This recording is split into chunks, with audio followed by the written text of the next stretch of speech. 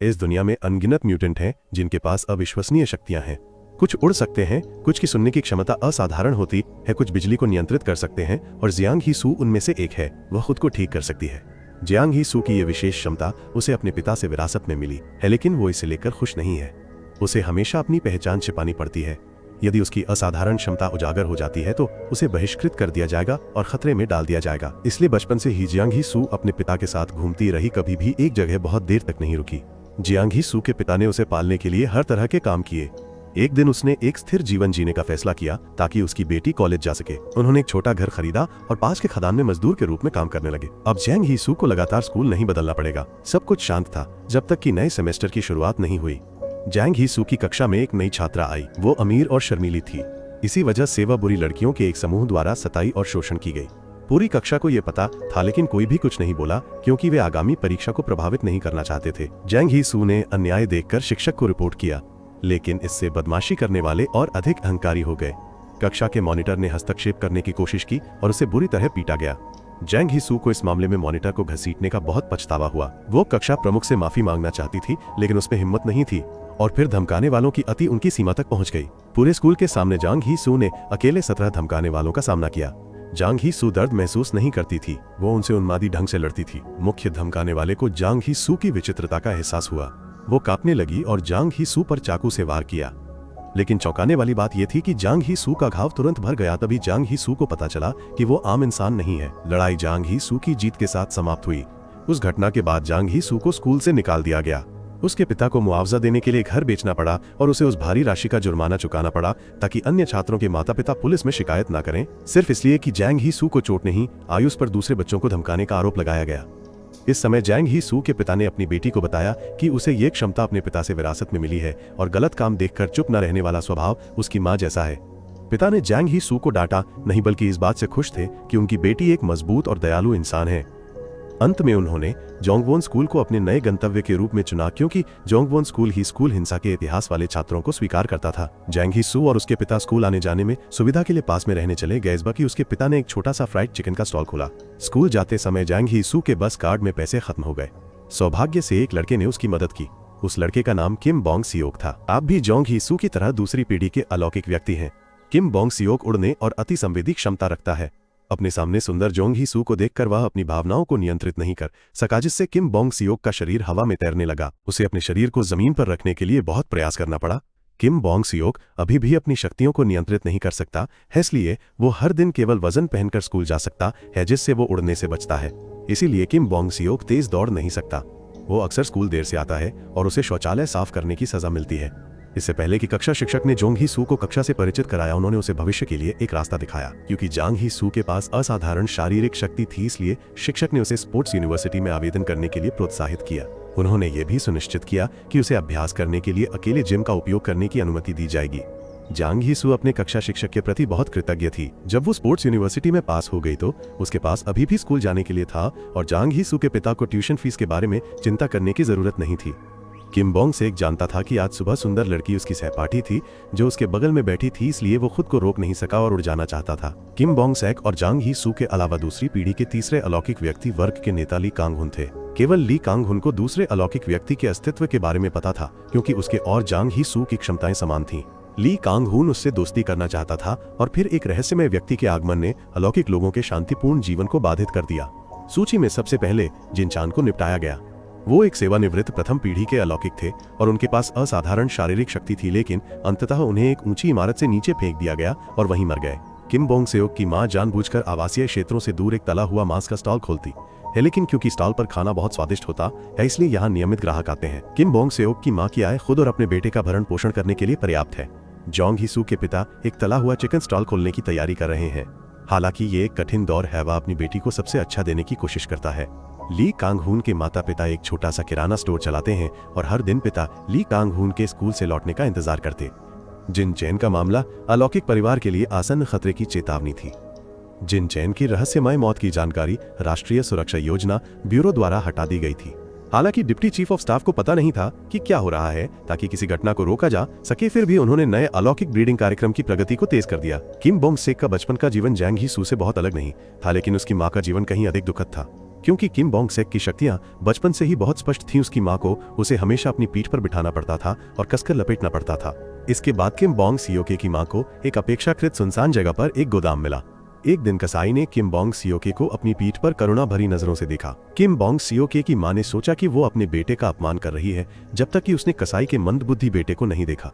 तभी किम बोंग सियोके की मां को एहसास हुआ कि वो गलत समझ गई थी। अपराध बोध महसूस करते हुए वह कसाई से माफी मांगने के लिए लौट आई। कसाई ने उसे सलाह दी कि वो किम बोंग सियोके को खुद बड़ा होने दे, केवल तभी बच्चा परिपक्व हो पाएगा।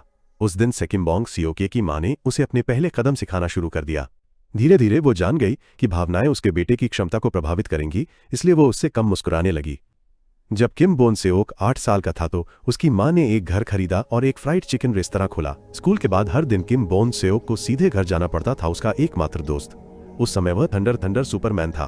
किम बोन सेओक अपने हम उम्र बच्चों की तरह एक हीरो बनना चाहता था और उसने अपने दोस्तों के सामने अपनी प्रतिभा दिखाने के लिए अपनी शक्तियों का इस्तेमाल किया। प्रशंसा ने उसे बहुत खुश किया, लेकिन इसी वजह से एक और बच्चे ने किम बोन सेओक की नकल की। दुर्भाग्य से वह बच्चा बुरी तरह घायल हो गया, जिससे किम बोन सेओक को उसकी मां से डांट पड़ी। किम बोंग सियोके बहुत दुख हुआ, इसलिए वो रोने के लिए छत पर चला गया। दुर्भाग्य से हवा के झोंके ने उसे उड़ा दिया। सौभाग्य से उसकी मां ने उसे समय पर देखा और अपने बेटे को बचा लिया। बाद में वह बहुत पछताया और तब से किम बोंग सियोके अब हवा में नहीं तैरता। इस समय किम बोंग सियोके आज चांग ही सू से नहीं मिलने के कारण दुखी था, जब उसने अचानक उसे रेनकोट पहने हुए सड़क पर तेजी से दौड़ते हुए देखा। लेकिन अंत में दोनों स्कूल के लिए देर हो गए। किम बोंग सियोके को चांग ही सू ने टक्कर भी मारी, जिससे उसकी कोहनी में चोट लग गई। इसलिए कक्षा शिक्षक ने दोनों को सफाई के लिए रुकने की सजा दी। एक अन्य घटनाक्रम में एक रहस्यमय व्यक्ति एक पुरानी किताबों की दुकान पर पहुंचा और जैसे ही वो अंदर घुसा उसने दरवाजा पटककर बंद कर दिया। बोंग प्योंग को कुछ अशुभ महसूस हुआ, इसलिए उन्होंने तुरंत अपनी और अपने बेटे की तस्वीर उलट दी। वो एक बिजली से चलने वाला व्यक्ति और पहली पीढ़ी का अलौकिक था, लेकिन हत्यारे के लिए बिजली की शक्ति को निष्क्रिय करना मुश्किल नहीं था, उसे बस स्विच बंद करना था। फिर बोंग प्योंग ने ऊर्जा भरने के लिए बैटरी का इस्तेमाल किया।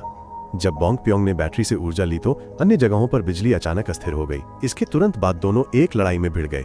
जबकि रहस्यमय आदमी ठीक हो रहा था, बोंग प्योंग ने जल्दी से अपनी और अपने बेटे की तस्वीर जला दी। हालांकि असाधारण शारीरिक शक्ति के अलावा रहस्यमय आदमी में ठीक होने की क्षमता भी थी। उस समय बोंग प्योंग के बेटे को असामान्य रूप से चिंता महसूस हुई। ये वो समय भी था जब उसके पिता ने इस दुनिया को छोड़ा था। चेहरे जल जाने के बावजूद रहस्यमय व्यक्ति के पास बोंग प्योंग की अगली पीढ़ी को खोजने के लिए सुराग थे। स्कूल लौटकर बोगुम अभी भी ली कांग हू का सामना कर रहा था। ली कांग हू ने उसे जांग ही सू का गुप्त रूप से पीछा करते हुए देखा, इसलिए ली कांग हू तुरंत उसका पीछा करने लगा। ली कांग हू और बोगुम स्कूल के पीछे जंगल में चले गए। बोगुम ली कांग हू को पीटना चाहता था, लेकिन अंततः उसका पैर टूट गया और वो वहीं बेहोश हो गया। यद्यपि चांग ही सू और ली कांग हुन समान रूप से सक्षम थे, उनकी क्षमताएं अलग थीं। चांग ही सू सहन शक्ति में मजबूत थी, इस बल्कि ली कांग हुन धक्का शक्ति में मजबूत था। चूंकि चांग ही सू ने अभी तक अपनी खेल वर्दी नहीं खरीदी थी, उसने किम बोंग सेओक के कपड़े उधार लिए और तभी उसे उसका नाम पता चला। जब किम बोंग सेओक ने चांग ही सू को अपना नाम पुकारते सुना तो उसका दिल उसके सीने से बाहर निकल गया।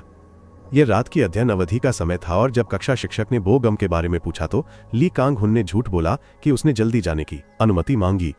ली कांग हुन कई बार चांग ही सू से बात करना चाहता था, लेकिन वो और किम बोंग सेओक इतने करीब थे कि ली कांग हुन को कोई मौका नहीं मिला।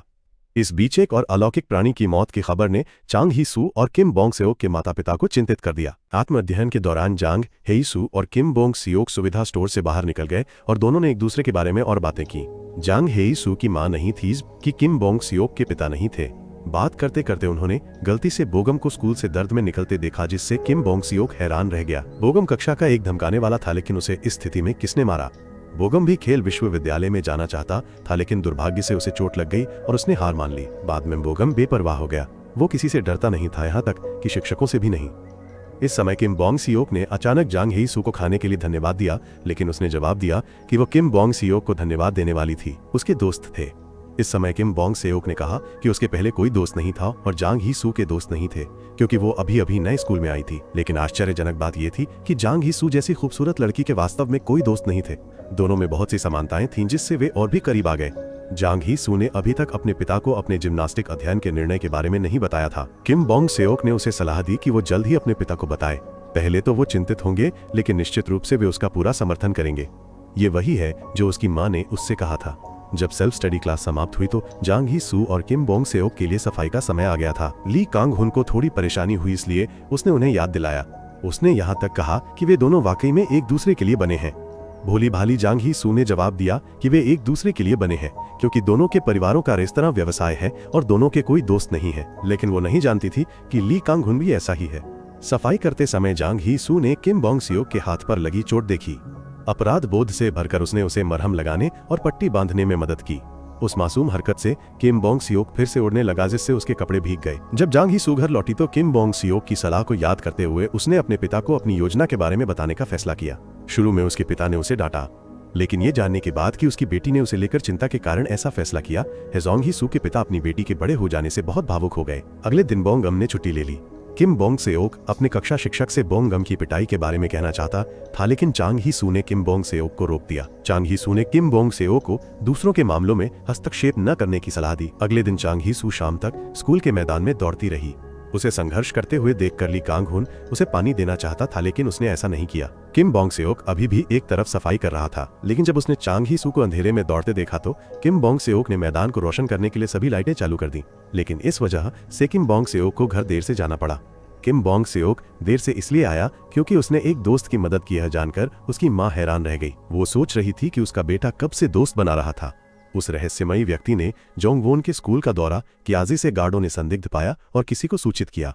अगले दिन जोंगवू के मुख्य शिक्षक के साथ अभ्यास के कारण जोंगवू को दोपहर का भोजन देर से मिला और उसमें ज्यादा खाना नहीं था। सौभाग्य से किम बोंग सेक ने उसके लिए थोड़ा खाना छोड़ दिया था। कुछ देर बाद मुख्य शिक्षक ने ली कांग हुन से जोंगवू के लिए वेंटिलेशन पंखे को चालू करने के लिए जिम में आने को कहा। जब ली कांग हुन जाने वाला था तब वो वहां आई। चूंकि जगह अक्सर खाली रहती थी, जोंगवू ने भोलेपन से वहीं कपड़े बदल लिए। इस दृश्य ने ली कांग हुन को शर्मिंदा कर दिया, इसलिए वो तब तक वहां से नहीं निकल सका जब तक उसने कसरत पूरी नहीं कर ली।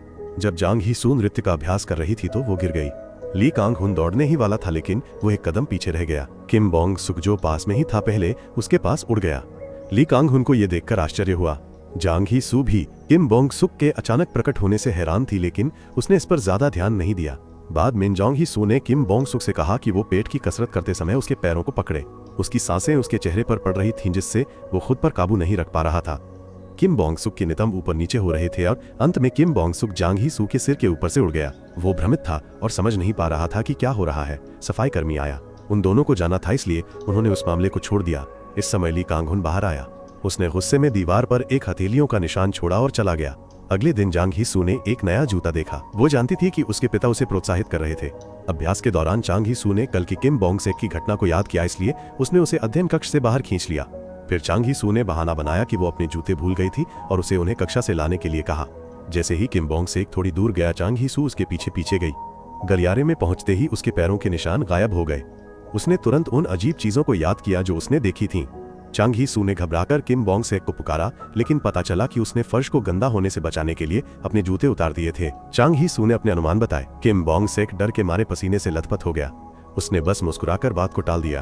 अप्रत्याशित रूप से जैसे ही उसने अपना बैकपैक उतारा, चांग ही सू तुरंत उसकी चोट पर पट्टी बांधने के लिए आ गई। वह अप्रत्याशित क्रिया किम बोंग सेओक को चौंका देती है और वो उड़ जाता है। चांग ही सू किम बोंग सेओक को बैकपैक देने वाली थी, लेकिन ये बहुत भारी था, इसलिए उसने कूदने और उसे नीचे खींचने का जोखिम उठाया। भले ही किम बोंग सेओक के पास बैकपैक था, उसकी भावनाएं अस्थिर थीं। ये देखकर चांग ही सू ने उसे रोक के रखने के लिए अपने शरीर का इस्तेमाल किया, लेकिन शर्मिंदा होने के कारण किम बोंग सेओक ने चांग ही सू को धक्का दे दिया। लेकिन अगर चांग ही सू ने किम बोंग सेओक को नहीं रोका होता तो वो उड़ जाता। चांग ही सू को समझ नहीं आ रहा था कि क्या करें, इसलिए अंत में उसने पूरे रास्ते किम बोंग सेओक को पकड़ा। किम बोंग सेओक की मां ने पहली बार अपने बेटे को घर पर एक दोस्त को लाते देखा और वो एक अविश्वसनीय रूप से सुंदर लड़की थी। किम बोंग सीक की मां इतनी हैरान थी कि उन्हें समझ नहीं आ रहा था कि कैसे प्रतिक्रिया दें। वो चांग ही सू की तारीफ करती रही, जिससे वो शर्मिंदा हो गई। इसके बाद किम बोंग सीक की मां ने उसे एक बहुत बड़ी दावत दी। चांग ही सू ने खाने की प्लेट देखकर बहुत आश्चर्य व्यक्त किया। कहीं और रहस्यमय व्यक्ति एक वाणिज्यिक भवन में एक हेयर सैलून में गया। शुरुआत में दुकान का मालिक खुशी खुशी बातें करता रहा, जब तक कि उसने ये नहीं पूछा कि क्या उसकी संतान जोंगवॉन में पढ़ती है। नाजू तुरंत लड़ने की मुद्रा में आ गई। नाजू की क्षमता आर पार देखने की है और वो एक कुशल निशानेबाज है। रहस्यमय व्यक्ति बेहद दुखी था क्योंकि वो कहीं भी छिपता नाजू उसे देख सकती थी। नाजू ने अपनी दुकान में हर जगह बंदूकें भी छुपा रखी थी। हालांकि रहस्यमय आदमी ठीक हो सकता है, इसलिए नाजू की हार केवल समय की बात थी। नाजू ने कहा कि वो सिर्फ दूसरी पीढ़ी का है और वो गैंगबो उसे मार देगा। मरने तक नाजू ने अपने बच्चों के बारे में कोई खुलासा नहीं किया। रहस्यमय आदमी को यह समझ नहीं आया कि ये लोग अपने बच्चों को छिपाने की इतनी कोशिश क्यों कर रहे थे। इस बीच जोंग ही सू ने अपने पिता को फोन करके बताया कि वह देर से आएगी। इस समय उसे पड़ोस में एक वाणिज्यिक भवन में एक ऑर्डर मिला। इस बीच जोंग ही सू ने अभी तक फ्राइड पोर्क खाना समाप्त नहीं किया था। किम बोंग सेक की मां ने एक बड़ी प्लेट सेब लाई। इस समय एक ग्राहक खाने के लिए आया। जोंग ही सू ने कपड़े बदलने के लिए ऊपर जाने की अनुमति मांगी। इसके बाद उसने किम बोंग सियोक की मां की सेबों की प्लेट को खत्म करने की कोशिश की। अंत में चांग ही सू ने किम बोंग सियोक की शक्तियों को परखने के लिए माफी मांगी। इसे सुनकर किम बोंग सियोक ने उसे अपने पैरों पर डंबल और अपने विशेष कमरे दिखाए। किम बोंग सियोक अपनी शक्तियों को नियंत्रित नहीं कर सकता था, इसलिए जब भी वो नियंत्रण खो देता तो वो शांत होने के लिए पाई की संख्या याद कर लेता। ये सुनकर चांग ही सू ने कहा कि उसने उससे लंबे समय से मुलाकात नहीं की है, लेकिन हर बार जब वो चांग ही सू से मिलती थी तो वो किम बोंग सियोक को पाई की संख्या को कई बार दोहराते हुए देखती थी। उसने सोचा कि क्या वो उसे पसंद करता है। कौन जानता था कि चांग ही सू की चिढ़ाने वाली बातें किम बोंग सियोक को सीधे छत तक उड़ा देंगी। एक बड़ी आवाज हुई। किम बोंग सियोक की मां हंस पड़ी और कहा कि उनके घर की मरम्मत चल रही। उसे नहीं पता था कि उसका बेटा ऊपर क्या कर रहा है। किम बोंग सियोक ने सोचा कि चांग ही सू आश्चर्यचकित क्यों नहीं हुई जैसा उसने सोचा था। ऐसा इसलिए था क्योंकि जब से वो छोटा था किम बोंग सियोक ने खुद को बहुत अजीब पाया था। लेकिन चांग ही सू ने सोचा कि किम बोंग सियोक बस दूसरों की तुलना में अधिक विशेष था। ये बातें सुनकर किम बोंग सियोक और उसकी मां बहुत खुश हुए। रात काफी हो चुकी थी। किम बोंग सियोक ने चांग ही सू को कुछ दूर तक विदा किया और फिर लौट आया। किम बोंग सियोक की मां ने उसे ऐसा करते देखा तो उसे नासमझ कहकर डांटा। फिर उन्होंने किम बोंग सियोक को रेनकोट दिया और उसे जल्दी से चांग ही सू का पीछा करने को कहा। लेकिन इस बार किम बोंग सियोक को डर था कि वो बस में चढ़ जाएगी, इसलिए वो जल्दी से उड़ गया। आखिरकार किम बोंग सियोक चांग ही सू को पकड़ने में कामयाब रहा, जिससे वो बहुत खुश हुई। उसी समय रहस्यमय व्यक्ति ने हेयर सैलून छोड़ा और चांग ही सू के पिता से मिला जो फ्राइड चिकन डिलीवर कर रहे थे। इस समय वे एक दूसरे के बारे में कुछ नहीं जानते थे। रहस्यमय व्यक्ति ने चांग ही सू के पिता को रास्ता बताया और चला गया। किम बोंग सियोक की बात करें तो हाल ही में उसे अक्सर अपने पिता का सपना आता है। किम बोंग सियोक को नहीं पता कि ये एक सपना है या स्मृति, लेकिन उसने कभी भी अपने पिता का चेहरा साफ नहीं देखा। आज शनिवार है, लेकिन किम बोंग सियोक स्कूल गया। उसने चांग ही सियोक के साथ अभ्यास करने के बहाने अतिरिक्त कक्षाएं लीं। दोनों ने दीवार पर एक अजीब हथेली का निशान भी देखा। उन्हें नहीं पता था कि ये किसका था, इसलिए उन्होंने इसे अनदेखा कर दिया। पूरी दोपहर किम बोंग सियोक ने केवल चांग ही सियोक को अभ्यास करते हुए देखा और कुछ भी नहीं सीखा। ये देखकर चांग ही सियोक ने किम बोंग सियोक की मां को बताने की धमकी दी, जिससे वो डर गया। अचानक चांग ही सियोक ने उसे अपना एक रहस्य बताने की पेशकश की। उसने कहा कि उसने 17 गुस्सैल छात्राओं से लड़ाई की थी और चांग ही सियोक ने यह भी खुलासा किया कि उसमें घावों को बहुत जल्दी ठीक करने की क्षमता थी। जब किम बोंग सियोक ने यह सुना तो उसे लगा कि वो मजाक कर रही है, लेकिन चांग ही सियोक का गंभीर चेहरा देखने के बाद किम बोंग सियोक ने भी उस पर विश्वास कर लिया। उसकी कहानी सुनने के बाद किम बोंग सियोक समझ गया कि वो अपनी क्षमताओं के बारे में ज्यादा हैरान क्यों नहीं थी। अगले दिन चांग ही सियोक के पिता कल रात के तले हुए चिकन का भुगतान लेने गए। नजू के मामले के घटनास्थल से गुजरते हुए उन्होंने देखा कि वहां का कैमरा भी पिछले 2 मामलों की तरह ही नष्ट हो गया था। जांच के लिए चांग ही सू के पिता ने जानबूझकर कुछ छोटी हरकतें की। वो जानना चाहते थे कि जांच के लिए भेजा गया व्यक्ति किस इकाई से है। चांग ही सू के पिता को पता चलने के बाद कि वे राष्ट्रीय खुफिया ब्यूरो से हैं, वह तुरंत चले गए। किम बोंग सेक की मां भी जांच करने के लिए घटनास्थल पर पहुंची। वो दूर से देखने की क्षमता रखती थीं और उन्होंने चांग ही सू के पिता को बहुत परिचित पाया। तीनों पीड़ित सेवानिवृत्त अलौकिक शक्तियां वाले थे। सुरक्षा ब्यूरो के उप प्रमुख को भी यह एहसास हुआ कि किसी ने उन्हें खत्म करने के लिए लोगों को भेजा है। वे सभी अमेरिकी अनुमोदित अत्यधिक गुप्त मिशनों को पूरा करने वाले एजेंट थे। भले ही एजेंट सेवानिवृत्त हो गए थे, वे जीवित प्रमाण के रूप में मौजूद थे, इसीलिए उनका शिकार किया गया और उन्हें मार दिया गया। बाकी लोगों की रक्षा के लिए उन्हें रोकने के बजाय उप जनरल स्टाफ ये जानना चाहता था कि रहस्यमय व्यक्ति कितने लोगों को मारेगा। नाजू के अंतिम संस्कार के दिन रहस्यमय व्यक्ति भी शामिल हुआ। उसने अपना नाम फ्रैंक भी बताया। फ्रैंक नाजू की अगली पीढ़ी को मारने के इरादे से आया था। हालांकि उसका अपना बच्चा बहुत पहले मर चुका था और अंतिम संस्कार में उपस्थित बच्चे वे अनाथ थे जिन्हें उसने गोद लिया था। फ्रैंक ने अचानक उससे पूछा कि क्या वो एक अच्छी माँ है। नाजू के बेटे से सिर हिलाने पर उसका मूड तुरंत बदल गया। इस बीच किम टीम लीडर जोजोंग वोन हाई स्कूल के प्रिंसिपल भी थे को राष्ट्रीय सुरक्षा मंत्रालय में तलब किया गया था। वो 10 साल से उप सेना प्रमुख की प्रतिभा विकास परियोजना के प्रभारी थे। आज उप सेना प्रमुख सोंग गू ने किम टीम लीडर को फोन करके वर्तमान अस्थिर स्थिति में परियोजना डेटा की अच्छी तरह से रक्षा करने और डेटा को संभालने के लिए सही समय की प्रतीक्षा करने के लिए कहा। बोंग प्योंग के अंतिम संस्कार में पीड़ित के शव को जांच के लिए राष्ट्रीय न्यायालय की फोरेंसिक ब्यूरो में भेज दिया गया था, इसलिए बोंग प्योंग के शव को अब मुर्दा घर में लाया गया है। अंतिम संस्कार में केवल बोंग प्योंग का बेटा ही मौजूद था। तुम अभी भी उस बैटरी को कसकर पकड़े हुए हो जिसका इस्तेमाल तुम्हारे पिता ने युद्ध में किया था। उसी समय एक नई छात्रा स्कूल में आई, ही वॉन नाम की एक छात्रा जिसे जियोंग ही सू के पुराने स्कूल में तंग किया जाता था। अतीत में लौटते हुए बिजली की कक्षा के दौरान उच्च आर्द्रता के कारण जियोंग गे डो के अलावा कोई भी बिजली पैदा नहीं कर सका। जियोंग गे डो बोंग प्योंग का दूसरी पीढ़ी का अलौकिक था। जियोंग गे डो के हाई स्कूल में वो वर्ष था जब उसके कक्षा शिक्षक ने जियोंग वॉन स्कूल में पहली बार पढ़ाना शुरू किया। क्योंकि जियोंग गे डो का शारीरिक परीक्षण अच्छा नहीं था, शिक्षक ने उसे मनोरंजन से संबंधित पेशे चुनने की सलाह दी। इसलिए जियोंग गे डो के स्नातक होने के बाद उसने थंडर सुपरमैन ऑडिशन में किस्मत आजमाने के लिए आवेदन किया। शुरुआत में जियोंग गे डो थोड़ा डरपोक था, इसलिए उसने जजों को प्रभावित नहीं किया, क्योंकि जियोंग गे डो काम करने का मौका गंवाना नहीं चाहता।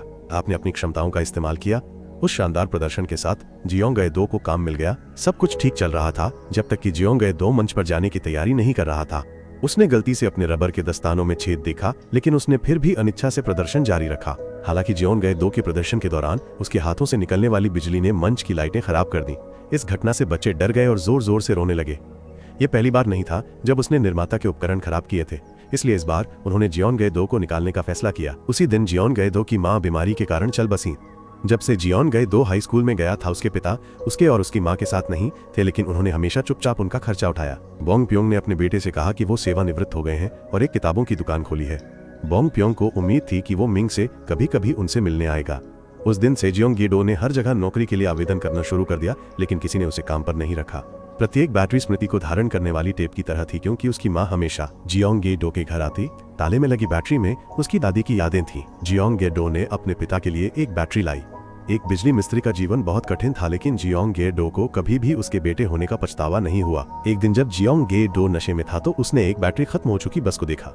जियोंग गे डो बिजली के सुपर हीरो में बदल गया और बस को बिजली देना शुरू कर दिया। ड्राइवर के आश्चर्य के लिए जियोंग गे डो की बदौलत बस चल सकी। ड्राइवर उसकी गर्मजोशी से मदद करने के लिए बहुत आभारी था, इसलिए उसने जियोंग गे डो को परिवहन कंपनी में पेश किया। तब से जियोंग गे डो बस ड्राइविंग के पेशे से जुड़ गया। एक दिन उसे एक सहकर्मी से बुरी खबर मिली। जियोंग गे डो के पिता की बैटरी में उनकी मृत्यु से पहले की यादें थीं, जिससे जियोंग गे डो को उस व्यक्ति का चेहरा पता चला जिसने उसके पिता की हत्या की थी। आज खाने के समय के दौरान बियो गुम ली कांग हू को परेशान करने आया। बो गुम ने ली कांग हू के भोजन में बचा हुआ खाना डाल दिया। बो गुम ने ली कांग हू को उसे मारने की चुनौती भी दी। ली कांग हू ने फुसफुसाया कि वो हर किसी को ली कांग हू का रहस्य बताएगा। किम बोंग सिक अपनी अलौकिक इंद्रियों के साथ ही इन शब्दों को सुन सकता था, लेकिन वो उन्हें समझ नहीं सका। ली कांग हुन चुप था। इस कमीने के सिर पर मुक्का मारने से खुद को रोकने की कोशिश कर रहा था। इस समय चांग ही सू शारीरिक शिक्षा कक्ष में आई और ली कांग हुन को वहां देखा। वो जानती थी कि ली कांग हुन खुद को रोक रहा था कि वो जवाबी हमला करने की हिम्मत नहीं कर सका।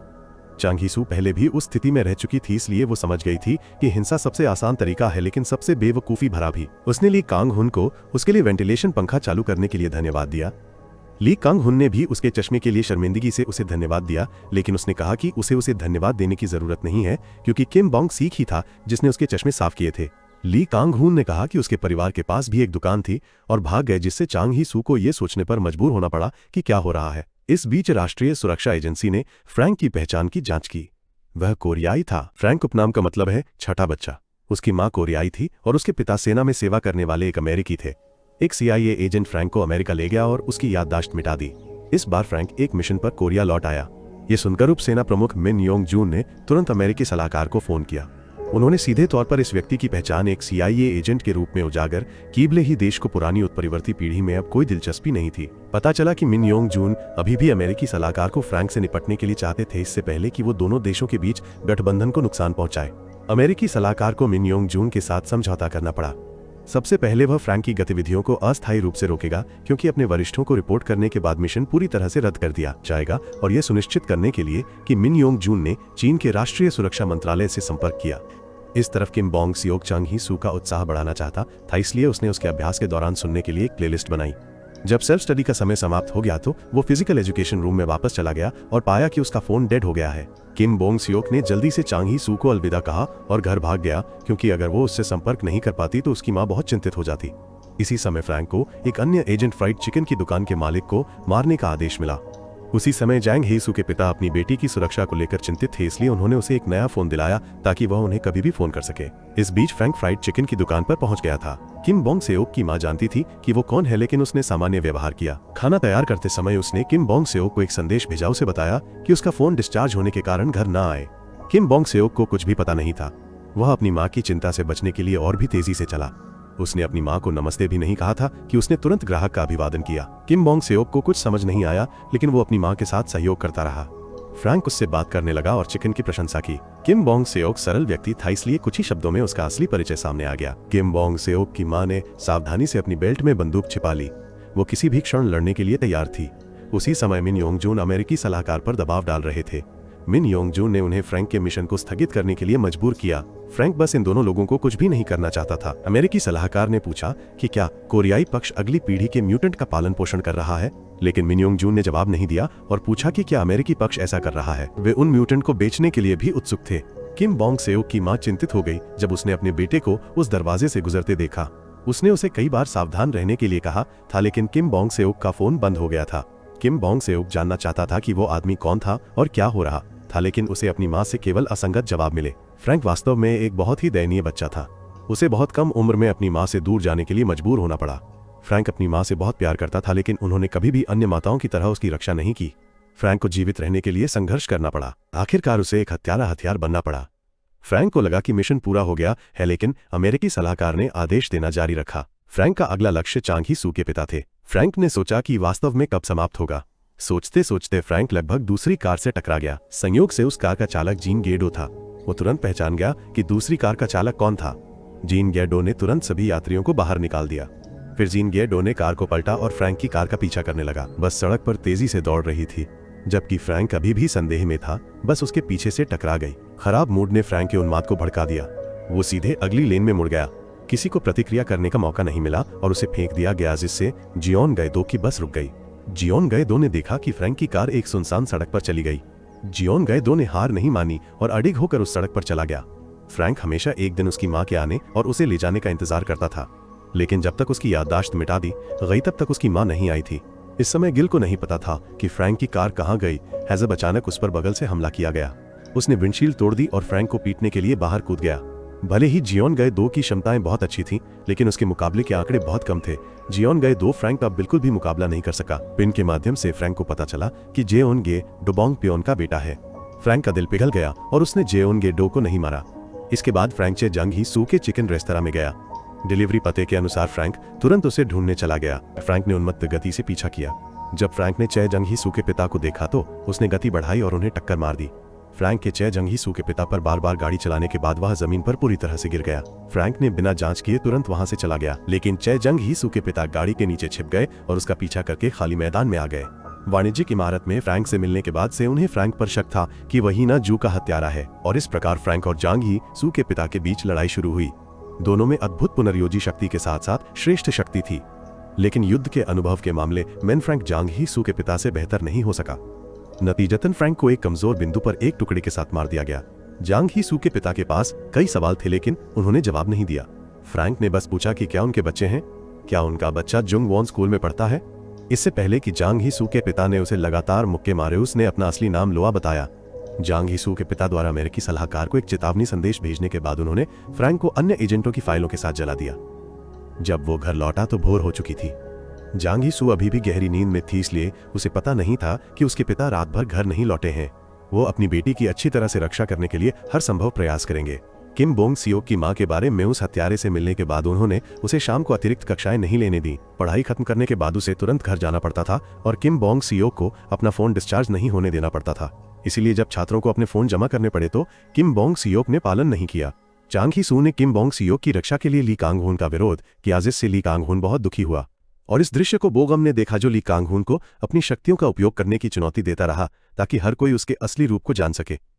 पहले चांग ही सू के पास हमेशा किम बोंग सियोक होता था, लेकिन हाल ही में उसे जल्दी घर जाना पड़ता है। चांग ही सू अकेली रह गई है। धीरे धीरे दोनों पहले जैसे घनिष्ठ नहीं रहे। कॉलेज प्रवेश परीक्षा का दिन नजदीक आ रहा है। किम बोंग सियोक समय पर घर लौट आया।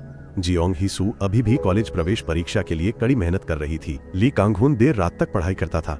इन दिनों किम बोंग सियोक और जियोंग ही सू ने एक दूसरे से एक शब्द भी नहीं कहा और न ही किसी ने बातचीत शुरू की।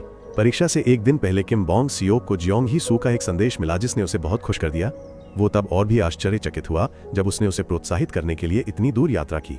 किम बोंग सियोक जियोंग ही सू को यूं जाने नहीं दे सकता था, इसलिए वो उड़कर उसके पास पहुंचा। वे दोनों आपस में बात कर रहे थे। दोनों एक दूसरे को गलत समझ रहे थे, जिससे उनकी दोस्ती में दूरी आ गई थी। जैंग ही सू बहुत विचारशील थी। उसने किम बोंग सियोक पर एक पत्थर रख दिया। उसने स्वीकार किया कि वो उससे मिलने आई है। जैसे ही किम बोंग सियोक ने कहा कि वो भी बस बर्फीला था। ये इस मौसम की पहली बर्फबारी थी। आखिरकार परीक्षा का दिन आ गया। स्कूल में छात्रों के अंतिम दिन पूरे होने से पहले किसी ने जिम में बास्केटबॉल रिम के साथ शरारत की। आज जैंग ही सू की कक्षा में पीटी का पीरियड था। जहां जैंग ही सू हेवन के साथ डांस कर रही थी वहीं किम बोंग सेओक को ली कांग हुन के साथ बैडमिंटन खेलने के लिए खींच लिया गया। अचानक हेवन ने देखा कि बास्केटबॉल रिम से लोहे का एक छोटा टुकड़ा गिर गया। उसने जैंग ही सू को रोकने के लिए चिल्लाया लेकिन बहुत देर हो चुकी थी। बास्केटबॉल हुप जैंग ही सू के पास गिरता है जहां वो खड़ी थी। किम बोंग सेओक उड़ने वाला था लेकिन एक पल के लिए देर हो गई। ली कांग हुन ने उसे बचाने के लिए अपनी सुपर स्पीड क्षमता का खुलासा किया। जैंग ही सू के शांत होने के बाद उसने किम बोंग सेओक को चिंतित होकर तलाशाया डरते हुए कि वो अपनी उड़ने की क्षमता को प्रकट कर सकता है। आश्चर्यजनक दृश्य गलती से एक सहपाठी द्वारा फिल्माया गया था। वीडियो को तुरंत पोस्ट किया गया और इसने बहुत ध्यान आकर्षित किया। सचिव ने उन्हें आश्वस्त किया कि वीडियो हटा दिया गया है लेकिन मिन योंग जून अभी भी बहुत गुस्से में था। जैंग ही सू के पिता और किम बोंग सेओक की मां ने भी वीडियो देखा। किम बोंग सेओक खुद से बहुत नाराज था। अगर वो अपनी उड़ने की क्षमता को नियंत्रित कर सकता तो वो जैंग ही सू को बचाने वाला होता। अपनी क्षमताओं को नियंत्रित करने की इच्छा से किम बोंग सेओक ने उड़ने का अभ्यास करने के लिए अपनी मां से छिप गया। कई बार गिरने के बाद किम बोंग सेओक अपनी उड़ने की क्षमता को थोड़ा नियंत्रित करने में सक्षम था, हालांकि वो कई बार संकेतों से टकराया। किम बोंग सेओक की मां ने उसे देखा और पूछा कि वो अब वजन क्यों नहीं पहन रहा है। किम बोंग सेओक अब और सहन नहीं कर सका और उससे बहस करने लगा। उसने कहा कि उसे अब वजन पहनना पसंद नहीं है। बचपन से ही उसकी मां चाहती थी कि उसका बेटा उसकी बात माने, इसलिए बड़े होकर वह एक निष्क्रिय और आत्मविश्वासी व्यक्ति बन गया। किम बोंग सेओक हमेशा इस बात से चिंतित रहता था कि दूसरे उसके बारे में क्या सोचेंगे, यहाँ तक कि वो खुद से भी नफरत करने लगा। वो साबित करना चाहता था कि वो कुछ भी कर सकता है। वो चांग ही सू को बचा सकता था, वो अब और दूर और ऊंचा उड़ सकता था। लेकिन कोई भी माँ अपने बच्चे पर जोर नहीं डालती। वो बस ये नहीं चाहती थी कि किम बोंग सेओक उसके पिता की तरह चला जाए। किम बोंग सेओक की मां ने कभी भी उनके पिता का जिक्र तक नहीं किया। किम बोंग सेओक ने अपनी मां से उस सपने के बारे में कभी बात नहीं की। उसके पिता की एक खूबसूरत याद हर रात उसके सपने में आती है। इस बीच ली कांग हुन का मामला सीमाओं को पार कर उत्तर कोरिया तक पहुंच गया। उन्होंने तुरंत जांच के लिए लोगों को भेजा। 1987 में हिंद महासागर पर एक लड़के ने एक हवाई जहाज में उड़ते हुए किसी को देखा। वो व्यक्ति चुपचाप उस हवाई जहाज के कॉकपिट के पास पहुंचा। उसने कप्तान को बताने की कोशिश की कि हवाई जहाज में बम है, उन्हें आपातकालीन लैंडिंग करनी होगी। लेकिन उस समय कप्तान और सह पायलट ने उसे आतंकवादी समझ लिया। उन्होंने स्टीयरिंग व्हील भी घुमाया जब उन्होंने उसे बंदूक पकड़े हुए देखा। इस समय बम के कुछ ही सेकंड बचे थे। अंततः लड़के और उड़ान के यात्रियों का दुखद अंत हुआ। 1994 में राष्ट्रीय सुरक्षा योजना ब्यूरो में किम बोंग सेओक की मां ली मी ह्यून 24 वर्ष की थी। वो राष्ट्रीय सुरक्षा एजेंसी के इतिहास में सबसे कम उम्र की थी। उनमें उत्कृष्ट निशानेबाजी और सजगता के साथ साथ बेहतर इंद्रियां भी थीं। एक मिशन के दौरान लगी चोट के कारण ली मी ह्यून ने अपनी दृष्टि खो दी। ली मी ह्यून वर्तमान में सूचना प्रबंधन ब्यूरो में काम करती हैं। एक अभिजात वर्ग का एजेंट था जिसका नाम किम डू सिक था, जिसे मून सान के नाम से भी जाना जाता है, जिसे एक विशेष गुप्त मिशन सौंपा जाएगा। किम डू सिक को नियुक्त करने से पहले मिन योंग जून चाहते थे कि ली मी ह्यून किम डू सिक से यथासंभव निकटता से संपर्क करे ताकि वो किम डू सिक की मानसिक स्थिति का विश्लेषण और मूल्यांकन कर सके। मिन योंग जून ये सुनिश्चित करना चाहते थे कि किम डू सिक मिशन को अंजाम देने में सक्षम है। मिन योंग जून ने उसे उसके खूबसूरत चेहरे के लिए चुना और उन्होंने ली मी ह्यून को एक बार फिर से एजेंट बनने का मौका भी दिया। जब ली मी ह्यून पहली बार लिफ्ट में किम डू सिक से मिली तो उसे पता चल गया कि ये आदमी आसान नहीं है। मिन योंग जून बहुत सहायक थे। उन्होंने किम डू सिक की मुख्यालय की यात्राओं की आवृत्ति बढ़ाने के लिए कार्यभार बढ़ा दिया। हर बार जब किम डू सिक अप्रत्याशित स्थिति में ली मी ह्यून से मिलता था, 11वीं बार तक वह उसका ध्यान आकर्षित करने में कामयाब रही। पहले किम डू सिक को केवल एक बार रिपोर्ट करने के लिए मुख्यालय आना पड़ता था, लेकिन अब उसे साप्ताहिक रिपोर्ट करने के लिए आना पड़ता है। इसने जांग ही सू के पिता जांग जू वोन को बहुत भ्रमित कर दिया। फिर मिन योंग जून ने ली मी ह्यून को कार्रवाई करने का मौका देने के लिए जांग जू वोन और किम डू सिक को अलग कर दिया। अपनी अलौकिक इंद्रियों के कारण उसने अवसर का बहुत अच्छा फायदा उठाया। ली मी ह्यून ने बहुत स्वाभाविक रूप से अपना परिचय दिया। जबकि वे दोनों एक दूसरे को शर्मिंदगी से देख रहे थे, जांग जू वोन को ऊपर से गिरे हुए कुछ बिलों को निपटाने के लिए बैठना पड़ा। ली मी ह्यून के मुख्यालय में काम करने से पहले चीन के लॉन्गजिंग में एक रेस्तरां मैंकोरिया में अपने परिवारों से बिछड़े मेहमानों के साथ एक दावत का आयोजन किया गया था। उस समय ली मी ह्यून एक इंटर्न एजेंट मात्र थी, लेकिन उसकी क्षमता दूसरों से कहीं बेहतर थी। इससे उसे इस मिशन में शामिल होने का मौका मिला। इन लोगों में से उत्तर कोरिया के जासूस और मुखबिर का पता लगाने के लिए मिशन कमांडर ने उस दिन के पेय को 2 प्रकारों में बांटा। जिसने बेहोशी की दवा वाला पानी पिया हुआ जासूस था, फिर जिन्होंने इसे पिया वे एक एक करके गिर गए। उप कमांडर पूछते रहे कि कमांडर को कैसे पता चला कि कौन जासूस है। इस पर कमांडर ने अपनी बंदूक उसकी ओर तान दी। पता चला कि पिछला मिशन कमांडर द्वारा रचा गया एक जाल मात्र था। वो अच्छी तरह जानता था कि अंदर जासूस है, इसलिए जो लोग नहीं पिए वे निश्चित रूप से जासूस द्वारा चेतावनी दिए गए थे, और वो कोई और नहीं बल्कि उप कमांडर था। विश्वासघाती के मिलने के बाद बाकी सब कुछ बहुत आसान था। जो मर रहे थे उन्हें खत्म करना। हालांकि कमांडर ने उन लोगों पर गोली चला दी क्योंकि वे संदिग्ध लग रहे थे। इससे ली मी ह्यून को ठेस पहुंची। उन्हें कांपते देखकर वो झिझक गई। फिर जब कमांडर ने उसे आंसू गैस का ग्रेनेड फेंकने के लिए कहा तो ली मी ह्यून ने मना कर दिया और इसके बजाय स्टन ग्रेनेड ले लिया। जब तक अन्य एजेंट सदमे में थे उसने जीवित बचे लोगों को तेजी से भागने का इशारा किया। आज ली मी ह्यून जहां काम करती है वहां वापस आ गए। उसे देर रात तक ओवरटाइम करना पड़ा। किम डू सिक ने देखा कि उसकी कार अभी भी मुख्यालय में खड़ी है, इसलिए उसने अपने बालों को थोड़ा ठीक किया। अंदर जाते समय उसने ली मी ह्यून की तलाश करना नहीं भूला और ली मी ह्यून किम डू सिक की उम्मीद के अनुसार दिखाई दी। उसने अचानक दयालु होकर उसके दस्तावेज पकड़े और यहाँ तक कि उससे बात करने के लिए जाने के लिए चांग जू वॉन को भी छोड़ दिया। अगले दिन वे लिफ्ट में फिर से मिले। किम डू सिक ने सक्रिय रूप से उसके लिए दस्तावेज पकड़े। चांग जू वॉन ने पूछा, क्या ये चीजें बहुत भारी हैं? ली मी ह्यून ने बिना हिचकिचाहट जवाब दिया कि वे बहुत भारी हैं। चांग जू वॉन ने उसे अपनी उम्र और रैंक से परेशान करने की कोशिश की, लेकिन अप्रत्याशित रूप से वह उससे छोटा निकला, जबकि वो उससे 8 साल बड़ा था। इसके अलावा आज चांग जू वॉन को मिन योंग जून ने बिलों की जांच जारी रखने के लिए मजबूर किया।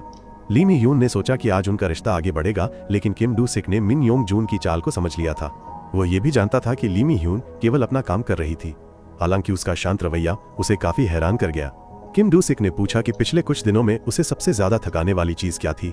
ली मी ह्यून ने कहा कि उसे कॉफी पीना पसंद नहीं है। उसे अपना रात का खाना छोड़ना पड़ा, जबकि वह खुद समय पर खाने वाली व्यक्ति थी। संयोग से किम डू सिक भी ऐसा ही था। उसे नमसन फ्राइड मीट बहुत पसंद था, इसलिए उसने काम के बाद उसे वहां ले जाकर खिलाया। ये पहली बार नहीं था जब ली मी ह्यून किसी मिशन में असफल हुई थी, इसलिए वो ज्यादा चिंतित नहीं थी, क्योंकि किम डू सिक जैसे उत्कृष्ट एजेंट भी असफल हो चुके थे। दोनों ने चेरी ब्लॉसम की बारिश में सैर की, जो बहुत रोमांटिक लग रही थी। ली मी ह्यून ने सोचा कि मिशन विफल हो गया है, लेकिन सच्चाई शायद ऐसी न हो। इस प्रकार किम डू सिक जी से कॉफी पसंद नहीं थी, अब उसे पसंद करने लगा। ली मी ह्यून ने उसे चढ़ाया कि जब उसने जानबूझकर उससे संपर्क किया तो क्या वो सुंदर होने के कारण लापरवाह हो गया था। अप्रत्याशित रूप से किम डू सिक ने स्वीकार किया कि वो सुंदर थी और उसे वो पसंद थी। माहौल अचानक बहुत अजीब हो गया। ली मी ह्यून के उत्तर कोरियाई जासूस को खत्म करने में किम डू सिक वास्तव में शामिल था। किम डू सिक को बाहर से लक्ष्य को खत्म करने का काम सौंपा गया था, लेकिन ली मी ह्यून को रोते हुए देखकर वो असफल रहा। राजमिन योंग जून ने ली मी ह्यून को उसके मिशन की प्रगति के बारे में पूछताछ करने के लिए बुलाया। उसे पिछले दिन किम डू सिक द्वारा कही गई बातें याद आईं। उसने उससे कहा कि वो मिशन जारी रखे, क्योंकि केवल तभी वो उससे मिल पाएगा। इसके बाद ली मी ह्यून ने रिपोर्ट दी कि मिशन अभी भी अच्छी तरह से आगे बढ़ रहा है। मिन योंग जून ने उसे पिछले मिशन की गलती के बारे में याद दिलाया। उसने वादा किया कि अगर वो इस बार अच्छा करती है तो वो ली मी ह्यून को पदोन्नति देगा। जब ली मी ह्यून ने किम डू सिक से मुलाकात नहीं की थी तो उसने सोचा कि यह आदमी बहुत ठंडा और पहुंच से बाहर है। उसे उम्मीद नहीं थी कि वो बहुत अनाड़ी होगा, और वो अक्सर निरर्थक मजाक करता था। दोनों अक्सर नमसान फ्राइड पोर्क रेस्तरां में रात का खाना खाते थे। छोटी छोटी बातें उन्हें एक दूसरे के करीब ले आती गईं। किम डू सिक ने कहा कि वो शांत और नीरस व्यक्ति था, और वो केवल इसलिए मूर्ख और डरपोक बन गया क्योंकि दूसरा व्यक्ति ली मी ह्यून था। हालांकि उसने उस समय कहा था कि वो गंभीर था, उस पर ज्यादा विश्वास नहीं था। मिन योंग जून ने ली मी ह्यून से किम डू सिक के रहस्य के बारे में पूछा। बेशक उसे नहीं पता था कि इस समय उसने ये तय कर लिया था कि किम डू सिक अभी भी उसे पसंद नहीं करता है, इसलिए वो चाहता था कि ली मी ह्यून और भी प्रयास करे। जब वो वापस लौटी तो उसे विभाग प्रमुख चोई ने परेशान किया, केवल इसलिए कि वो मिन योंग जून द्वारा सौंपी गई एक गुप्त मिशन पर थी। चोई जानता था कि उसके पास अभी भी एक और कार्य सौंपा गया है, लेकिन चोई ने अभी भी ली मी ह्यून को समय सीमा को पूरा करने के लिए मजबूर किया। ये ली मी ह्यून को अक्सर रात में ओवरटाइम काम करने पर मजबूर करता था। वो ऑफिस में अकेली थी। खिड़की के बाहर कुछ ऐसा था जिसने ली मी ह्यून को थोड़ा डरा दिया। वो तीसरी बार मुड़ी और देखा कि किम डू सिक खिड़की के बाहर मंडरा रहा है। ली मी ह्यून का चेहरा हमेशा गंभीर रहता था, केवल कभी कभी वो खुशी से मुस्कुराती थी। ये पहली बार था जब ली मी ह्यून ने किम डू सिक को उड़ते देखा था, इसलिए वो बहुत हैरान थी। उसने लगातार पलकें झपकाईं, जिससे उसे थोड़ी हंसी आई। उसने रात के खाने के लिए उसे नमशान फ्राइड पोर्क दिया, सिर्फ इसलिए कि एक दिन पहले ली मी ह्यून ने शिकायत की थी कि मांस की दुकान ने डिलीवरी नहीं की। आज का मांस विशेष रूप से स्वादिष्ट था। उसे अचानक किम डू सिक की बात याद आ गई कि वह उसे आसमान से देखने पर बर्फ की सफेदी दिखाएगा। ली मी ह्यून को एहसास हुआ कि किम डू सिक मजाक नहीं कर रहा था। उसने नमशान टावर पर किम डू सिक को किम्पाप खाते हुए देखने के लिए अपनी सुपर सेंस का इस्तेमाल किया। कभी कभी वो मुस्कुराता भी है। ली मी ह्यून के दिल में एक मिठास भरी भावना घुल जाती है। अभ्यास के दौरान चांग जू वोन आश्चर्य करता है कि किम डू सिक हमेशा इसी स्थान को क्यों निशाना बनाता है। सीधे दिल में गोली मारने के बजाय उसने समझाया कि वहां गोली मारने से फेफड़ों और श्वसन नलिकाओं पर दबाव पड़ेगा, इसलिए कोई आवाज नहीं आएगी। उस समय पीड़ित को आंतरिक रक्तस्राव होगा, लेकिन अगर पीड़ित को तत्काल चिकित्सा सहायता मिलती है तो भी वो जीवित रहेगा। किम डू सिक इतना ही कर सकता था। चांग जू वोन भी किम डू सिक की तरह गोली मारने की जगह बदलना चाहता है, लेकिन उसे पहले ठीक से गोली मारना सीखना चाहिए। किम डू सिक उसे अभ्यास कक्ष में छोड़कर ली मी ह्यून से बात करने के लिए कार्यालय चला गया। किम डू सिक ने उसे ठंडा होकर देखा, जिससे वो थोड़ा दुखी हो गया। किम डू सिक को लगा कि उसका स्वागत नहीं किया गया। किम डू सिक कुछ नहीं बोला और चुपचाप उसके काम खत्म करने का इंतजार किया। शुरू में ली मी ह्यून किम डू सिक जैसे गुप्त एजेंट से थोड़ी डर गई थी, लेकिन दोनों के संपर्क में आने के बाद उसे पूरी तरह से विपरीत महसूस हुआ। किम डू सिक ने उसे ये भी बताया कि वो ऐसे माहौल में काम करता है जहां वो दूसरों से संवाद नहीं करता, इसलिए उसे बात करना नहीं आता। कभी कभी किम डू सिक बेतुकी बातें मजाक में कहता था, लेकिन वो उसका दिल था। ली मी ह्यून जानती थी कि वे बातें दिल से थीं। उसने उसका खाली चेहरा देखा। ली मी ह्यून ने खुद से कहा कि वो उसे अपना रहस्य बता रही है। उसने उस समय किम डू सिक की तेज धड़कन का वर्णन करके अपनी क्षमता साबित की। इसके बाद किम डू सिक ने ली मी ह्यून के प्रति अपनी भावनाओं को सक्रिय रूप से व्यक्त किया। भावनाओं के ज्वार में वो खुद पर नियंत्रण खो बैठा और उड़ गया। राजनीतिक अस्थिरता के कारण मिन योंग जून ने उसी रात तुरंत ली मी ह्यून को फोन किया। जब उसने उससे किम डू सिक का रहस्य पूछा तो ली मी ह्यून ने जवाब नहीं दिया। अचानक उसने कहा कि उसका मिशन पूरा हो गया है। ली मी ह्यून ने सोचा और कार्यालय लौट आई। विभाग प्रमुख चोई ने ली मी ह्यून के प्रति अपनी उपेक्षा नहीं छिपाई। उसे समझ नहीं आया कि मिन योंग जून ने ली मी ह्यून को वो काम क्यों सौंपा। पता चला कि सी अभियान बेतुके ढंग से विफल हो गया, जिससे मिन योंग जून को संदेह हुआ। ली मी ह्यून जैसी असाधारण महिला स्टन ग्रेनेड को आंसू गैस ग्रेनेड के साथ भ्रमित नहीं कर सकती थी। केवल एक ही संभावना थी कि उसने जानबूझकर गलती की थी। ली मी ह्यून के कार्य उसकी दृष्टि में व्यर्थ थे, लेकिन उसी की तरह एक व्यक्ति था किम डू सिक। इसलिए मिन योंग जून ने उन दोनों को प्यार में डाल दिया और सब कुछ वैसा ही हुआ जैसा वो चाहता था। इस समय सचिव कॉफी लेकर आया। सचिव ने मिन योंग जून की बातें सुनी थी। यद्यपि उसने ली मी ह्यून से कहा कि मिन योंग जून जानता है कि वो झूठ बोल रही है, ली मी ह्यून को अभी भी संदेह था। इसलिए वह विभाग प्रमुख चोई के कार्यालय का निरीक्षण करने गई और उसे वही आवाज सुनाई दी जो उसने कॉफी मशीन में सुनी थी। निश्चित रूप से यहाँ एक निगरानी कैमरा था। ली मी ह्यून सीधे मिन योंग जून से पूछताछ करने गई। पता चला कि किम डू सिक अकेला था। किम डू सिक का कोई परिवार नहीं था और उसे किसी बात की परवाह नहीं थी। इसलिए उसने किम डू सिक को कोई बड़ा काम सौंपने का साहस नहीं किया। इसलिए उसने किम डू सिक को वापस भेजने का एक बहाना बनाया। यद्यपि ली मी ह्यून संतुष्ट नहीं थी, वह अपने वरिष्ठों से बहस नहीं कर सकती थी। इसके बदले में उसने उससे वादा किया कि वो उसकी बीमार पिता का अच्छे से ख्याल रखेगा। उस दिन के बाद से ली मी ह्यून ने किम डू सिक से दोबारा मुलाकात नहीं की। ऐसा लगता है कि किम डू सिक ने उस महत्वपूर्ण कार्य को स्वीकार कर लिया था। एक दिन खुफिया एजेंसी को एक चौंकाने वाली खबर मिली और उस खबर की पुष्टि हो गई। उत्तर कोरिया के नेता दक्षिण कोरिया और उत्तर कोरिया के बीच शिखर सम्मेलन से पहले ही मर गए थे। मौत का कारण दिल का दौरा पड़ना था। जहां आदेश था कि उत्तर कोरिया के नेता की हत्या की जानी चाहिए, किम डू सिक वापस नहीं लौटा। इसलिए मिन योंग जून ने अन्य विभागीय प्रमुखों को एक बैठक के लिए बुलाया। आखिरी सुराग जो उन्हें मिला वो तब था जब किम डू सिक सीमा पार करके उत्तर कोरिया में घुस गया। मिन योंग जून ने उसे खोजने के लिए अपनी पूरी ताकत लगा दी और उसने ली मी ह्यून पर नजर रखने के लिए भी लोगों को भेजा। ली मी ह्यून को नहीं पता कि कब से उसे आसमान की ओर देखने की आदत हो गई है। जबकि हर कोई गर्मी को दूर करने के लिए बारिश का इंतजार कर रहा था, वह एक परिचित आकृति की उम्मीद कर रही थी। लेकिन फिर अपने प्रियजन से बिछड़ने की भावना ने किम डू सिक को बहुत असहज कर दिया। ये जानते हुए कि ये जगह बहुत खतरनाक है, वह फिर भी उसे खोजने के लिए वापस आ गया। ली मी ह्यून किम डू सिक से मिलकर बहुत खुश थी, लेकिन यही वो समय भी है जब वो खतरे में पड़ जाता है। आइए चांग ही सू के पिता के अतीत के बारे में जानें।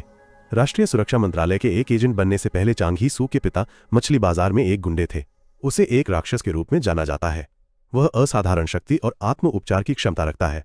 जांग जू वोन की बदौलत वांग, जिनका गुमनाम गिरोह धीरे धीरे कई आस पड़ोस पर कब्जा कर रहा है।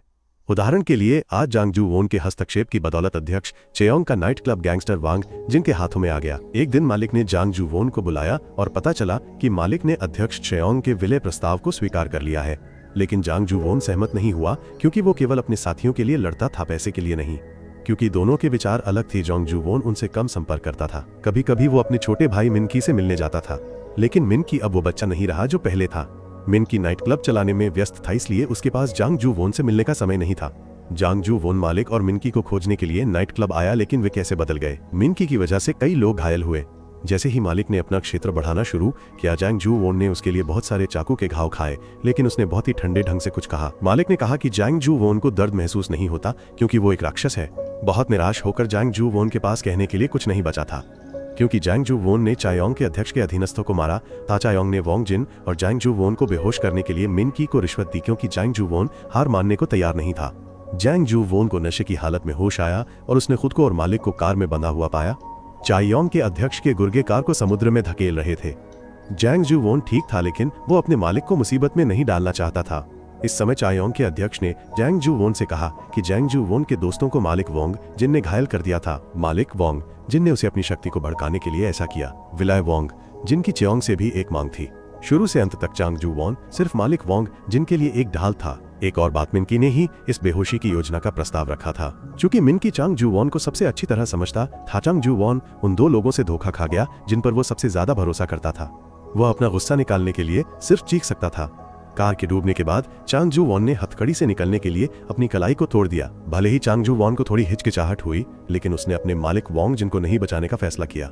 उसके बाद चांग जू वॉन ने गैंगस्टर बनना बंद कर दिया और जबरन वसूली से पैसे कमाए। जब भी चांग जू वॉन को किराया देना होता था, वह हर्जाना लेने के लिए सड़क पर दौड़ पड़ता था। चांग जू वॉन की पहली मुलाकात उस लड़की से हुई जो उसे पसंद थी, उसी सराय में जहां वो रहता था। उस समय चांग जू वॉन केवल उसके ठंडे चेहरे से काफी प्रभावित था। भीख मांगने के अलावा चांग जू वॉन शायद ही कभी घर से बाहर निकलता था। चांग जू वॉन ने उस लड़की को पिछली बार एक आदमी से बहस करते हुए देखा था। पता चला कि वो कॉफी बेचती थी। कॉफी पहुंचाते समय वह एक ग्राहक से मिली जो उसके साथ छेड़छाड़ करना चाहता था। उसने स्थिति को चतुराई से संभाला, जिससे ग्राहक क्रोधित हो गया। जब किराया देने का समय आया तो चांग जू वॉन फिर से सड़क पर लेट गया। जब चांग जू वॉन मकान मालकिन की शिकायतें सुन रहा था, वह लड़की फिर से आई। उसने उसे केवल उसके उपनाम वोंग को देखने का मौका मिला। एक बार वे दो बार टकरा गए। चूंकि जियांग जू वॉन दाढ़ी वाला और बूढ़ा दिखता था, इसलिए उसने उसे अंकल कहा। उन दोनों ने केवल कुछ ही शब्द बोले, लेकिन हुआंग जी ही पर जियांग जू वॉन का काफी अच्छा प्रभाव पड़ा। जियांग जू वॉन उसकी बहुत इज्जत करता था, इसलिए वो दूसरे पुरुषों की तरह उसका अपमान या उपेक्षा नहीं करता था, जो केवल इसलिए कि वो कॉफी बेचती थी। हुआंग जी ही ने अनुमान लगाया कि जियांग जू वॉन की उम्र लगभग 40 वर्ष है, लेकिन वास्तव में वो उसी उम्र का था। जियांग जू वॉन हमेशा सफल नहीं हुआ। उदाहरण के लिए आज जियांग जू वॉन को एक ऐसा ड्राइवर मिला जो असहयोगी था। उसने उसका पीछा किया और गलती से हुआंग जी ही से टकरा गया। उसने जियांग जू वॉन को चिल्लाते हुए सुना कि किसी ने गाड़ी को टक्कर मारी और भाग गया। वह उस व्यक्ति का पीछा करने में उसकी मदद करने के लिए उत्सुक थी, लेकिन तब भी जब उन दोनों ने उसे पकड़ लिया, चांग जू वॉन अब और अभिनय नहीं कर सकता था। इसलिए चांग जू वॉन को अंधा होने के कारण सराय का रास्ता पूछना पड़ा। उसने उसे चर्च की ओर इशारा किया, लेकिन किसी कारण से चांग जू वॉन सराय से दूर ही चला गया। जब चांग जू वॉन चर्च के पास पहुंचा तो उसके सामने एक मृत अंत था। चांग जू वॉन ने रात के अंधेरे में चमकते हुए क्रॉस को देखा, जिसने उसे अतीत की याद दिलाई। उस रात वह अध्यक्ष चियान और मिंकी से बदला लेने के लिए गुस्से में था, लेकिन अंत में वह मिंकी को मारने का मन नहीं बना सका। जब चांग जू वॉन अभी भी घर वापस जाने का रास्ता खोजने के लिए संघर्ष कर रहा था तो उसकी मुलाकात हुआंग जी हई से हुई। उसे इस बात का जरा भी अंदाजा नहीं था कि वो सचमुच खो गया है। जो बात ज्यादा हैरान करने वाली थी वह ये थी कि चांग जू वॉन अचानक एक बच्चे की तरह रोने लगे। मिन योंग जून को उस राक्षस की खबर मिली, इसलिए वो वहां आए। यहाँ उन्होंने प्रस्ताव दिया कि अगर मिंकी ने जांग जू वॉन को पकड़ लिया तो उस क्षेत्र पर प्रतिबंध हटा दिया जाएगा। उस दिन हुआंग जी ही ने रोते हुए जांग जू वॉन को घर के सराय में पहुंचाया। हर बार जब वो उसे याद करते, जांग जू वॉन अनजाने में मुस्कुरा देते। अचानक जांग जू वॉन को कुछ याद आया। उन्होंने जल्दी से अपना घर साफ किया। उन्होंने अपना कमरा साफ किया। फिर उन्होंने वोंग जी ही की कैफे में फोन करने का साहस जुटाया। जब जांग जू वॉन उनके आने का इंतजार कर रहे थे तो उन्होंने नहाना और शेव करना नहीं भूला। निश्चित रूप से जांग जू वॉन का रूप तुरंत 15 साल छोटा हो गया। सबसे पहले आने वाले हुआंग जी ही नहीं थे। ताजी बनी कॉफी अभी भी गर्म थी, लेकिन जांग जू वॉन ने उस व्यक्ति को जाने देने के लिए सब कुछ पी लिया। दूसरे और तीसरे व्यक्ति भी इसी तरह थे। मकान मालकिन अभी भी आहें भर रही थी कि ये आदमी निश्चित रूप से जवानी के चरम पर रहा होगा जब हुआंग जी ही आई। हर दिन हुआंग जी ही जियांग जू वॉन के कमरे से टीवी की आवाज सुन सकती थी। पता चला कि वो शांत रहना पसंद नहीं करता था क्योंकि उसे क्लॉस्ट्रोफोबिया था। जियांग जू वॉन हर रात लाइट और खिड़की खोलता था। हुआंग जी ही ने कहा कि उसे ऐसे लोग पसंद हैं जो राक्षसों की तरह दिखते हैं लेकिन अच्छे होते हैं। जियांग जू वॉन को लगा कि वो भी इसी तरह का व्यक्ति है, इसलिए वो खुद को खुश महसूस करने से रोक नहीं सका। दोनों द्वारा कॉफी पीने के बाद हुआंग जी ही जाने वाली थी जब जियांग जू वॉन ने उसे एक रात खरीदने का प्रस्ताव रखा। हुआंग जी ही को लगा कि वो घनिष्ठता चाहता है, लेकिन जियांग जू वॉन ने कहा कि वो केवल बात करना चाहता है। उसने सोचा कि वो पागल है, इसलिए उसने मना कर दिया, केवल कॉफी के लिए पैसे लिए और चली गई। शुरुआत में उसे जोंग जू वॉन जैसे मूर्ख लोग पसंद नहीं थे। वो रोमांटिक होने का नाटक करता था और हमेशा नैतिकता की बात करता था, लेकिन उसका अंतिम लक्ष्य सेक्स था। मालिक दोनों के बीच की बातचीत के बारे में जानता था और समझ गया था। उसके अनुसार जोंग जू वॉन मूर्ख था क्योंकि हुआंग जी हई थीन की उसके काम के कारण। उसके पहले के सभी कॉफी डिलीवरी मैन जोंग जू वॉन के कमरे से जल्दी निकल जाते थे, इसलिए जोंग जू वॉन वास्तव में रोमांटिक था। उस दिन से जब भी जोंग जू वॉन का कमरा नंबर आता, मालिक हुआंग जी हई को डिलीवरी करने देता। जैंग जू वॉन को डर था कि वो ठंड से कांप जाएगी, इसलिए उसने खिड़की बंद कर दी। उन्होंने कॉफी पी और बातें की। कभी कभी वे साथ में उपन्यास पढ़ते थे। आज जब जैंग जू वॉन उपन्यास उधार लेने के लिए बाहर गया तो उसने गलती से हुआंग जी ही की चीख सुनी। हुआंग जी ही को सताने वाला वही आदमी था जिसने पिछले दिन उसके साथ दुर्व्यवहार करने की कोशिश की थी, लेकिन असफल रहा। आज उसने बदला लेने के लिए अपने दोस्तों को हुआंग जी ही को फंसाने के लिए कहा। हुआंग जी ही ने कड़ा प्रतिरोध किया। अचानक बगल की दीवार ऐसे कांपने लगी जैसे कोई दीवार में छेद कर रहा हो। दीवार पर लगा शीशा गिर गया, जिससे एक बड़ा छेद खुल गया, इतना बड़ा कि हुआंग जी ही जैंग जू वॉन का गुस्से वाला चेहरा देख सके। जैंग जू वॉन ने देखा कि दूसरी तरफ हुआंग जी ही थी, जिससे जैंग जू वॉन और भी ज्यादा गुस्से में आ गया। जांग जू वॉन ने अपने शरीर से दीवार के एक बड़े हिस्से को तोड़ दिया। जांग जू वॉन ने हुआंग जी हे द्वारा पहले कही गई बात को दोहराया। एक दुष्ट व्यक्ति ने हकलाते हुए कहा कि वो उन सभी को मार देगा।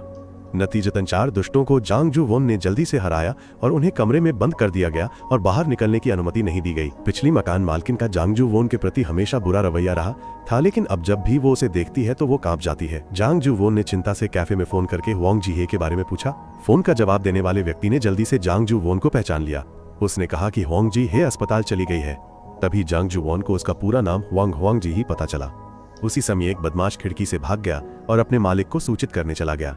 कमरे में जांग जू वॉन ने एक अजीब सी आवाज सुनी और तुरंत समझ गया कि क्या होने वाला है। मालिक जांग जू वॉन को डींगे मारना चाहता था, लेकिन जांग जू वॉन ने उसे मुक्का मारा, जिससे उसके दोनों दांत एक साथ टूट गए।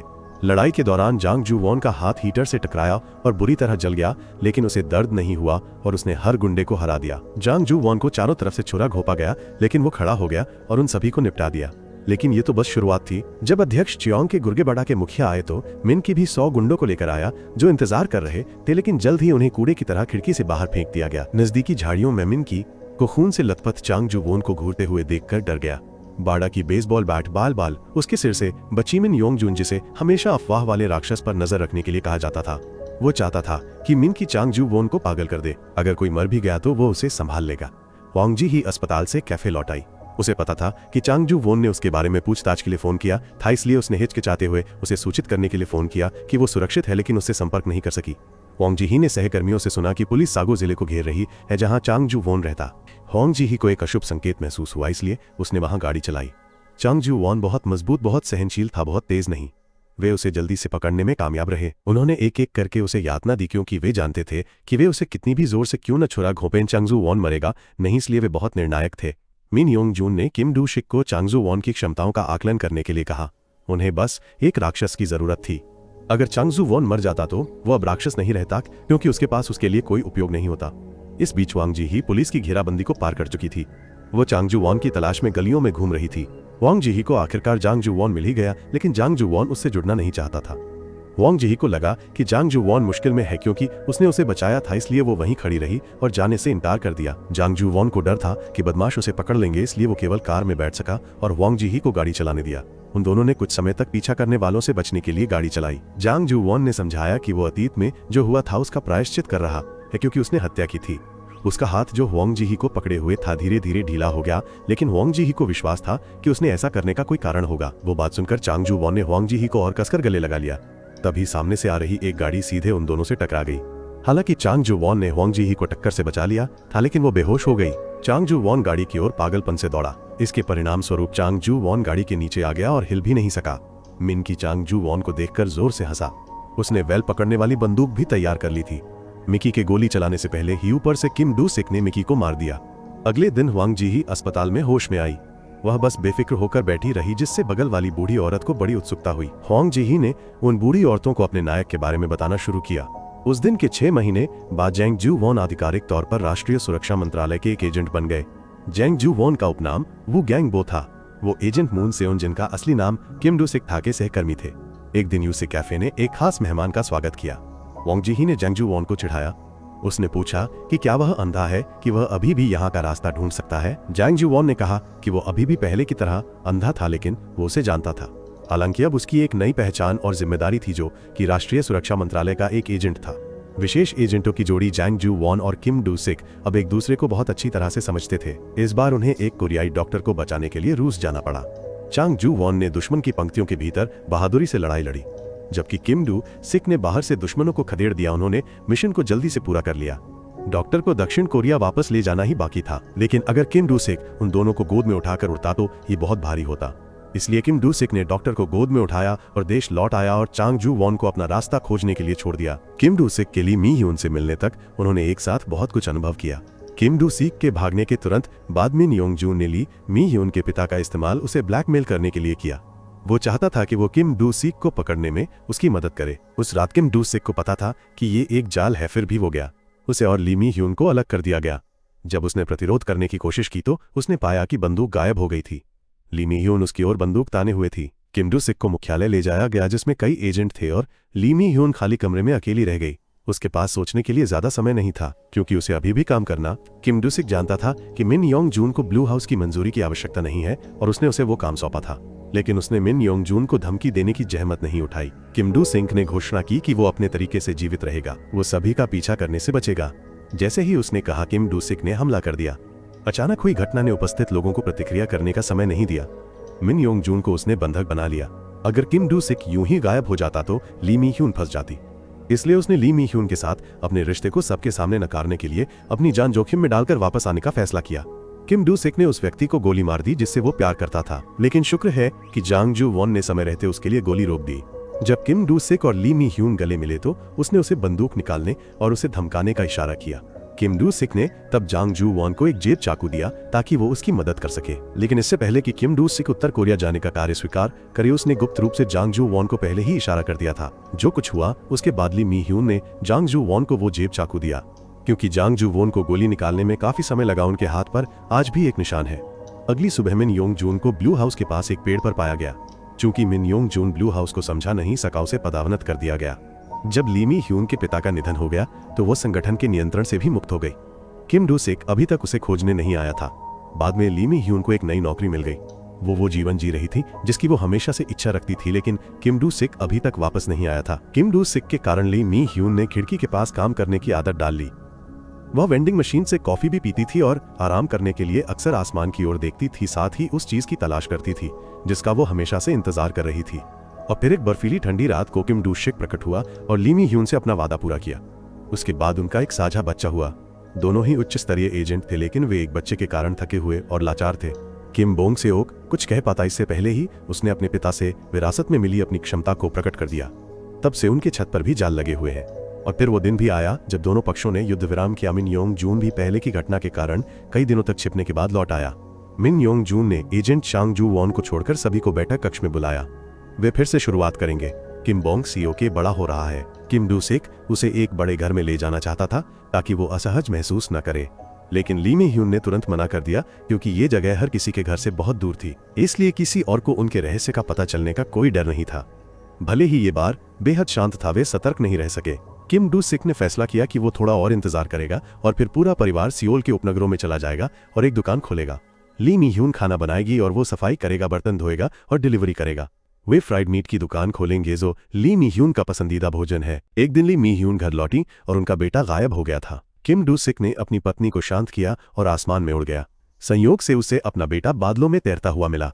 ये वही दृश्य था जो किम बोंग-सेओक के सपने में हमेशा आता था। यद्यपि लड़का ठीक था, ली मी ह्यून को एक बेचैनी की भावना ने परेशान किया। एक दिन एक ग्राहक सेब खरीदने आया। वो व्यक्ति विभाग के प्रमुख किम थे। फिर अंततः वह घटना हुई। उस रात ली मी ह्यून ने असामान्य कदमों की आवाज सुनी। 3 अलौकिक शक्तियों वाले लोगों सहित लगभग 30 लोग उनके घर आए। किम डू-सिक अपनी पत्नी और बेटे को पीछे के दरवाजे से भागने देने के लिए उन्हें विचलित करने के लिए बाहर जाएगा। किम डू-सिक ने उसे ये खुलासा न करने के लिए कहा कि किम बोंग-सेओक में अपने पिता के समान क्षमताएं थीं। वो निश्चित रूप से अपने बेटे को अपने जैसा जीवन जीने नहीं देगा। जब किम डू-सिक ने इशारा किया तो ली मी ह्यून सीधे आगे बढ़ती रही और पीछे मुड़कर नहीं देखा। काम पूरा होने पर किम डू-सिक उसे और उसके बेटे से मिलने आएगा। जबकि किम डू-सिक दूसरों को बाहर खींच रहा था, एक अन्य समूह ली मी ह्यून और किम बोंग-सेओक की तलाश में घर में घुस गया। किम डू-सिक को दुर्भाग्य से नाजू ने गोली मार दी थी। जब किम डू-सिक उड़ने की तैयारी कर रहा था, जिन-चान ने उसे खींच लिया। इलेक्ट्रीशियन बोंग पियोंग ने बिजली का उपयोग करके उसे नियंत्रित किया। किम डू-सिक बंधा हुआ था, लेकिन फिर भी ली मी ह्यून के लिए स्थिति का जायजा लेने के लिए उड़ गया। किम बोंग-सेओक और उसके बेटे की खोज टीम को किम डू-सिक को पकड़ने में मदद करने के लिए वापस बुलाया गया। ली मी ह्यून को उसका संकेत मिला और वो तुरंत गाड़ी चलाकर चली गई। किम डू-सिक ने भी प्रतिरोध करना बंद कर दिया। तब से ली मी ह्यून और उसका बेटा इधर उधर भटकते रहे, लेकिन उसे पता नहीं था कि संगठन हमेशा उन पर कड़ी नजर रख रहा है। किम डू-सिक के जाने के बाद राक्षस चांग जू वॉन को भी भुला दिया गया। कुछ ही समय बाद चांग जू वॉन ने उस महिला से शादी कर ली जिससे वो प्यार करता था और दोनों ने एक साधारण लेकिन खुशहाल जीवन जिया। उसके जैसे सेवानिवृत्त एजेंटों को अब जीने के लिए पैसे के लिए केवल एक क्लर्क के रूप में काम करना पड़ता है।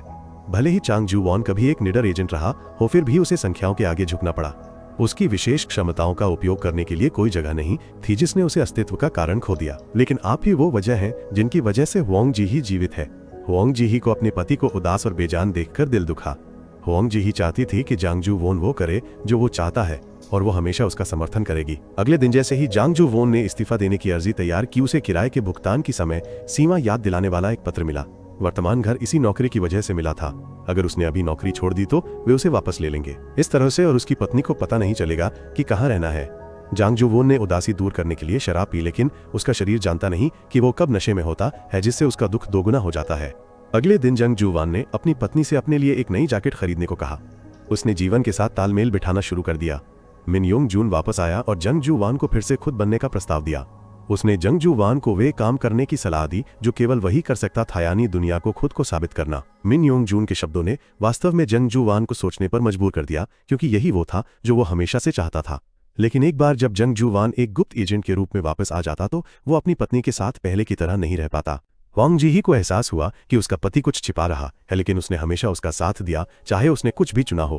और अंत में जंग जूवान ने एक गुप्त एजेंट के रूप में वापस लौटने का फैसला किया। कहीं और हथियारों से लैस उत्तर कोरियाई एजेंटों से भरी एक पनडुब्बी को डूबा हुआ पाया गया। कुछ जासूस मारे गए हैं और बाकी जासूस अभी भाग रहे हैं। इसलिए दक्षिण कोरिया ने आसपास के इलाकों में तलाशी के लिए एक टीम भेजी है। चांग जू वोन भी तलाशी दल में शामिल है। सैनिक इस बात को लेकर बहुत उत्सुक हैं कि वो कौन है। हालांकि वरिष्ठों ने आदेश दिया है कि उनसे कोई जानकारी न पूछी जाए, इसलिए वे केवल अनुमान लगा सकते हैं। कंपनी कमांडर चांग जू वोन के लिए भोजन और उपकरण लेकर आए। वर्दी चांग जू वोन को बहुत अधिक ध्यान आकर्षित करने से रोकेगी, जो लड़ाई के दौरान टीम के लिए हानिकारक होगा। अगले दिन दक्षिण कोरिया और उत्तर कोरिया के बीच लड़ाई हुई। नीचे सैनिक थे और ऊपर हेलीकॉप्टर थे, लेकिन उत्तर कोरियाई सैनिकों ने अभी भी उन्हें चकमा दे दिया। उन्होंने जवाबी हमला भी किया, जिससे दक्षिण कोरियाई सैनिकों को भारी नुकसान हुआ। मिन योंग जून ने चांग जू वॉन की सहायता के लिए किम के प्रमुख को भेजा। हालांकि किम के प्रमुख के पास कोई विशेष क्षमता नहीं थी, फिर भी मिन योंग जून उन्हें बहुत महत्व देते थे। चूंकि किम के प्रमुख लोगों को खोजने में बहुत माहिर थे, यह क्षमता वर्तमान व्यक्ति को खोजने के कार्य के लिए बेहद उपयुक्त थी। कई दिनों की खोज के बाद दक्षिण कोरियाई सेना को आखिरकार एक सुराग मिल गया। किम के प्रमुख ने सैनिकों का मार्गदर्शन करने के लिए बर्फ पर बने पैरों के निशानों का इस्तेमाल किया, लेकिन किम के प्रमुख ने चांग जू वॉन को उनका पीछा करने से रोका, क्योंकि वे निशान आम लोगों के नहीं थे। किम विभाग प्रमुख को शक है कि इस उत्तर कोरियाई जासूस समूह में उत्परिवर्ती मौजूद हैं। इससे पहले दक्षिण कोरियाई टीम को खुफिया जानकारी मिली थी कि उत्तर कोरिया भी दक्षिण कोरिया का मुकाबला करने के लिए उत्परिवर्तियों को प्रशिक्षित कर रहा है। सेना ने 40 दिनों तक खोज के लिए 20 लाख सैनिकों को भेजा, लेकिन वे असफल रहे, जो ये पुष्टि करने के लिए पर्याप्त था कि खुफिया जानकारी पूरी तरह से सटीक थी। किम विभाग प्रमुख ने सैनिकों से कहा कि वे दोनों पक्षों को जल्द ही युद्ध में उतारें। जब दक्षिण कोरियाई सेना लगभग नष्ट होने वाली थी, किम विभाग प्रमुख और चांग जू वॉन नायक के रूप में प्रकट हुए। लेकिन चांग जू वॉन किम विभाग प्रमुख के नीच विचार से असहमत थे, क्योंकि चांग जू वॉन के लिए लोगों की जान प्रदर्शन को बेहतर बनाने का साधन नहीं थी। निश्चित रूप से कोरियाई सेना जासूसों के समूह द्वारा तैयार किए गए जाल में फंस गई। कोरियाई सेना पर अचानक हमला हुआ। कई लोग प्रतिक्रिया नहीं कर पाए, जिससे घायलों की संख्या तेजी से बढ़ी। सौभाग्य से चांग जू वॉन ने स्थिति को बदलने के लिए समय पर पहुंचकर मदद की। चांग जू वॉन गोलियों की बौछार में बहुत तेजी से दौड़ा। उसने सैनिकों के लिए घातक गोलियां खाईं। 2 जासूस मारे गए। चांग जू वॉन ने ग्रेनेड को रोकने के लिए अपने शरीर का इस्तेमाल किया, जिसने आसपास के लोगों को आश्चर्यचकित कर दिया। जब वे ध्यान नहीं दे रहे थे, तभी एक जासूस ने चांग जू वॉन के चेहरे पर गोली मार दी। फिर उसने कप्तान को भी गोली मार दी। जंग जू वॉन आग बबूला हो गया और आगे बढ़ा। इस समय किसी ने भूस्खलन किया, जिससे अनगिनत सैनिक विशाल चट्टानों के नीचे दब गए। जंग जू वॉन को आगे और नुकसान को रोकने के लिए केवल उसी व्यक्ति तक पहुंचना था। उत्तर कोरियाई जासूस के पास अलौकिक गति और बेहतर शारीरिक शक्ति है, लेकिन उसका दुश्मन एक ऐसा व्यक्ति है जिसके पास खुद को ठीक करने की क्षमता है। इसलिए वह जंग जू वॉन को कभी नहीं मार सकता था। उत्तर कोरियाई जासूस अपना समय बर्बाद नहीं करना चाहता था, इसलिए उसने जंग जू वॉन को लात मारी और भाग गया। हालांकि दक्षिण कोरियाई टीम किसी को पकड़ नहीं पाई। किम के विभाग प्रमुख इस बात से खुश थे कि उनके पास संगठन को फिर से बनाने का एक कारण था, लेकिन अब चांग जू वॉन किम सू जन की बात नहीं सुनना चाहते थे। वोंग जी ही ने आखिरकार अपने पति का इंतजार किया। टीवी की खबर ने उन्हें चांग जू वॉन के लिए बहुत चिंतित कर दिया। उन्होंने उन्हें थका हुआ और दिल टूटने वाला देखा। मिन योंग जून संगठन को फिर से केंद्र में लाना चाहते थे, इसलिए उन्होंने 4 अलौकिक शक्तियों वाले लोगों, जिनमें बोंग प्योंगना जुजिन चैन और चांग जू वॉन शामिल थे, की एक नई ब्लैक टीम बनाई। चांग जू वॉन उस मिशन का नेतृत्व करेंगे जो मिन योंग जून ने उन्हें सौंपा था, जो कि उत्तर कोरिया जाकर उन अलौकिक शक्तियों के अस्तित्व का पता लगाना था जिन्हें वे प्रशिक्षित कर रहे। वोंग जी ही हमेशा एक ऐसी बेटी चाहती थी जिसका चेहरा उसके पति जैसा होता, कि जब चांग जू वॉन दूर रहे तो वो अकेली ना रहे। लेकिन वो इस तरह चले गए जिससे वे बच्चे पैदा नहीं कर पाए। उन्होंने महीने में एक बार संबंध बनाने पर सहमति व्यक्त की और वे दिन उसके ओव्यूलेशन के थे। वोंग जी ही बस उम्मीद कर रही थी कि उसका पति जल्दी घर आ जाएगा। चांग जू वॉन अपनी पत्नी की भावनाओं को जानते थे और तुरंत सहमत हो गए। जल्द ही उन्हें एक बहुत प्यारी बेटी हुई। चांग ही सू इसी तरह बड़ी हुई। एक दिन चांग जू वॉन को विमान से उतरते ही बुरी खबर मिली। वोंग जी ही और चांग ही सू की एक गंभीर दुर्घटना हुई थी। चांग ही सू खतरे से बाहर थी, लेकिन वोंग जी ही इतनी भाग्यशाली नहीं थी। अस्पताल के कमरे से बाहर निकलते हुए चांग जू वॉन एक बच्चे की तरह रोने से खुद को रोक नहीं सका। वो संकट और अत्यधिक दर्द में था। उसके सारे दुख के भाव अनवरत आंसुओं में बदल गए। भले ही जंग जू वॉन अभी भी अपनी पत्नी को खोने के दुख से उबर नहीं पाए थे, उन्हें जंग ही सू की अच्छी देखभाल के लिए खुश दिखने का प्रयास करना पड़ा। उन्होंने हल्के ऑफिस का काम करने का अनुरोध किया। मिन योंग जून ने इस शर्त पर सहमति व्यक्त की कि जंग जू वॉन को तुरंत उपस्थित रहना होगा जब उन्हें उसकी आवश्यकता होगी। ली जे मान क्लास मॉनिटर ली कांग हुन के पिता हैं। उसके पास असाधारण ताकत और गति है, लेकिन वो बौद्धिक रूप से अक्षम है। ली जे मान की एक बहुत ही प्यार करने वाली पत्नी है। वो एक जूते की दुकान खोलती है और वह उसकी मदद करने के लिए एक पोर्टर के रूप में काम करता है। जहां वे व्यवसाय कर रहे थे उसे तोड़ा जाने वाला है, जिससे स्थानीय व्यापारियों ने कड़ा विरोध किया है। सभी जानते हैं कि ली जे मान दूसरों से ज्यादा शक्तिशाली है, इसलिए वे चाहते हैं कि वो विरोध प्रदर्शन में शामिल हो। लेकिन ली जे मान की पत्नी ने उसे बार बार उन लोगों के साथ न जाने की हिदायत दी थी। ली जे मान अपने बेटे से बहुत प्यार करता था। वो शायद ही कभी बोलता था, लेकिन जब भी बोलता था तो केवल ली कांग हुन का ही जिक्र करता था। ली जे मान चाहे जो भी कर रहा हो, जैसे ही घड़ी बेटे को लेने के समय का संकेत देती वह जल्दी से चला जाता। उसने कभी भी अपने बेटे को इंतजार नहीं कराया। 3 साल पहले किसी ने ली जे मान और उसकी पत्नी के साथ बदतमीजी की थी। वो खुद को रोक नहीं सका, इसलिए उसने बहुत भारी हाथ इस्तेमाल किया और इसी वजह से उसे गिरफ्तार कर लिया गया। पुलिस की गाड़ी के जाते ही ली जे मान की पत्नी का ट्रक जल गया, जिससे ली कांग हुन झुलस गया। हालांकि डॉक्टरों ने समय रहते इलाज कर दिया था, फिर भी ली कांग हुन के शरीर पर हमेशा के लिए एक निशान रह गया। जब ली जे मान वापस आया तो उसका बेटा किंडरगार्टन जाने लायक बड़ा हो गया था। ली कांग हुन ने अपने पिता के बिना ही बड़ा हुआ, इसलिए वो ली जे मान की निकटता से अपरिचित था। इस बीच जंग जू वॉन भी अपनी बेटी की देखभाल का अभ्यस्त हो रहा था। छोटी होने के बावजूद जंग ही सू बहुत समझदार थी। वो हमेशा अपने पिता को घर के कामों में मदद करती थी। ली कांग हुन ने आखिरकार अपने पिता को स्वीकार कर लिया और उनके प्रति अधिक स्नेह दिखाया। आज व्यापारियों ने सड़कों पर उतरकर विरोध प्रदर्शन किया। ली जे मान की पत्नी ने परिवार की ओर से इसमें भाग लिया, इसलिए उन्होंने ली कांग हुन की देखभाल का काम अपने पति को सौंप दिया। काम का बोझ बढ़ गया, जिससे चांग जू वॉन अक्सर देर से घर आते थे। हालांकि चांग ही सू बहुत आज्ञाकारी थी। वो तब तक घर पर अकेले खेलती रही जब तक सो नहीं गई। इस बीच विरोध प्रदर्शन शाम तक चला, जब दोनों पक्षों के बीच तनाव चरम पर पहुंच गया। सरकार ने पुलिस भेजी और उन्होंने प्रदर्शनकारियों पर बेरहमी से काबू पाया। सभी लोग जल्दी से भागने लगे। व्यापारियों का सामान बेरहमी से नष्ट कर दिया गया और ली जे मान की पत्नी की दुकान का भी यही हाल हुआ। ली जे मान ने देखा कि अंधेरा हो चुका था, लेकिन उसकी पत्नी अभी तक घर नहीं लौटी थी, जिससे वो चिंतित हो गया। इसलिए वो उसे देखने जाना चाहता था। उसने अपने बेटे से वादा किया कि वो उसके सोने से पहले घर लौट आएगा। इसके बाद ली जे मान अपनी पत्नी को खोजने के लिए जल्दी से भागा।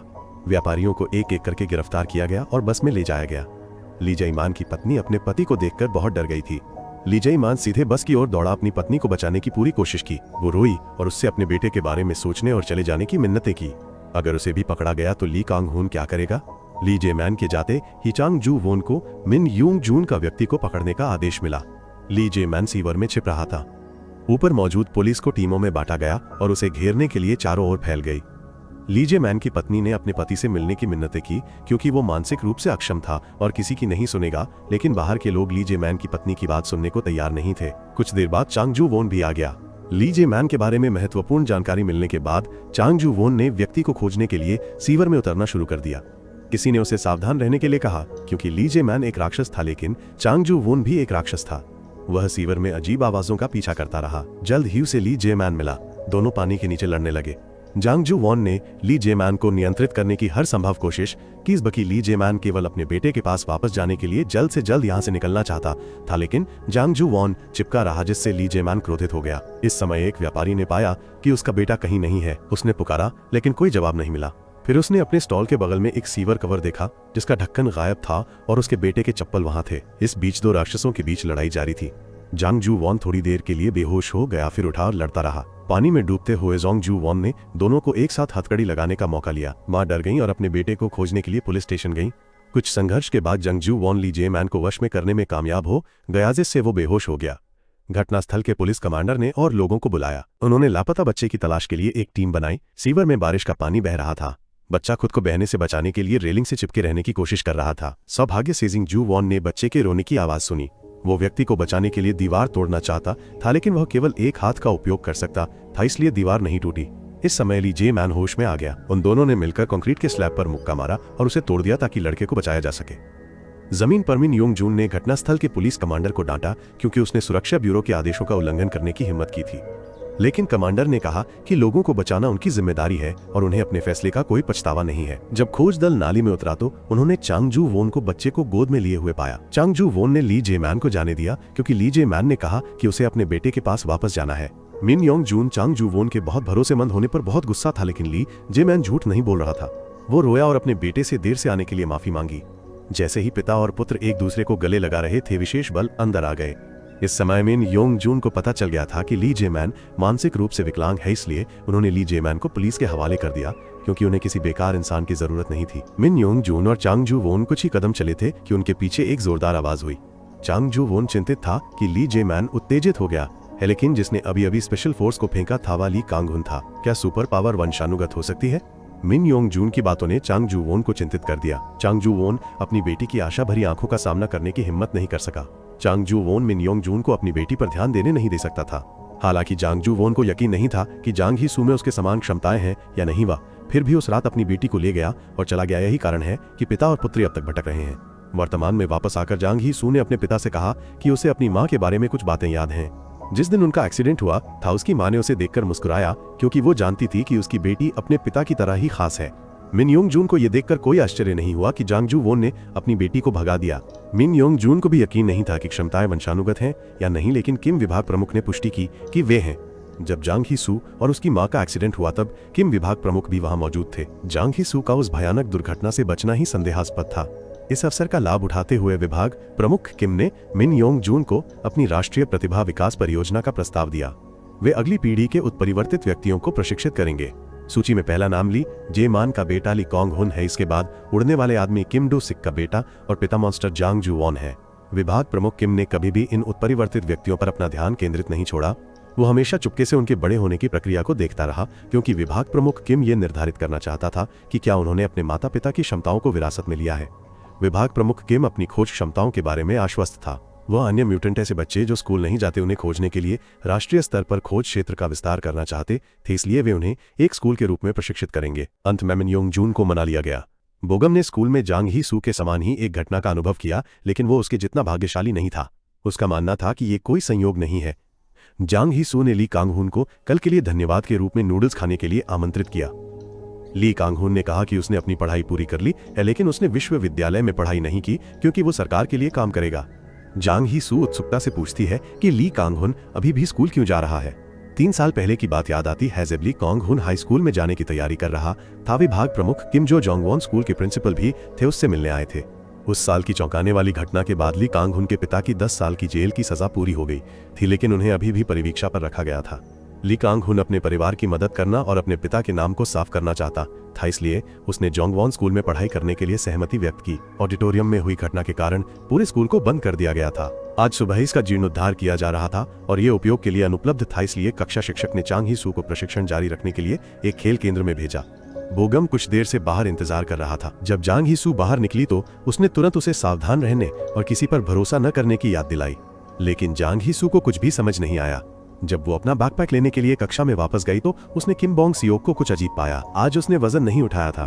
किम बोंग सियोक ने कहा कि वो अपनी शक्तियों को नियंत्रित करने का अभ्यास कर रहा था और वो हमेशा के लिए वजन पर निर्भर नहीं रह सकता था। जब तक वो जांग ही सू के पास नहीं था वह ठीक था, लेकिन जांग ही सू ने अपनी सुरक्षा सुनिश्चित करने के लिए किम बोंग सियोक को अपना बैकपैक दे दिया। इसके बाद वे दोनों एक साथ स्पोर्ट्स सेंटर गए। कक्षा शिक्षक के सहायक चोई इल ह्वान कक्षाओं की जांच कर रहे थे जब उन्होंने बोगुम को स्कूल में घूमते हुए पाया। चोई इल ह्वान ने बोगुम को जाते देखा और तुरंत प्रधानाचार्य के कार्यालय में प्रवेश किया। ली कांगहुन घर नहीं जाना चाहता था, इसलिए वो पढ़ने के लिए स्कूल में रुक गया। चांग ही सू एक सुविधा स्टोर पर गया। उसने किम बोंग सियोक के बैकपैक में कुछ पानी की बोतलें रखी ताकि वो सुरक्षित रहे। 2 मासूम बच्चे नहीं जानते थे कि उन्हें ट्रैक किया जा रहा है। ली मी ह्यून और चांग जू वोन भी खाली नहीं बैठे थे। एक बच्चा जिसके पास सुपर पावर है उनके बच्चों के साथ उसी स्कूल और कक्षा में पढ़ता है। क्या ये एक संयोग है या कोई और साजिश? वे अभी भी पता लगाने के लिए स्कूल जाना चाहते थे। जियोंग येडो आज रात काम पर वापस आ गया। आपने चांग ही सू और किम बोंग सियोक को एक साथ जाते देखा और उनका थोड़ा मजाक उड़ाया। जैसे ही वे बस में बैठे, एक और आदमी भी चढ़ गया। ये आदमी किराए का भुगतान नहीं कर सका, इसलिए जियोंग येडो ने जांच के लिए उसका फोन ले लिया। वो आदमी अजीब था, इसलिए जियोंग येडो ने उससे और पैसे नहीं लिए, लेकिन उसने पीछे देखने वाले आईने से उस आदमी पर नजर रखी।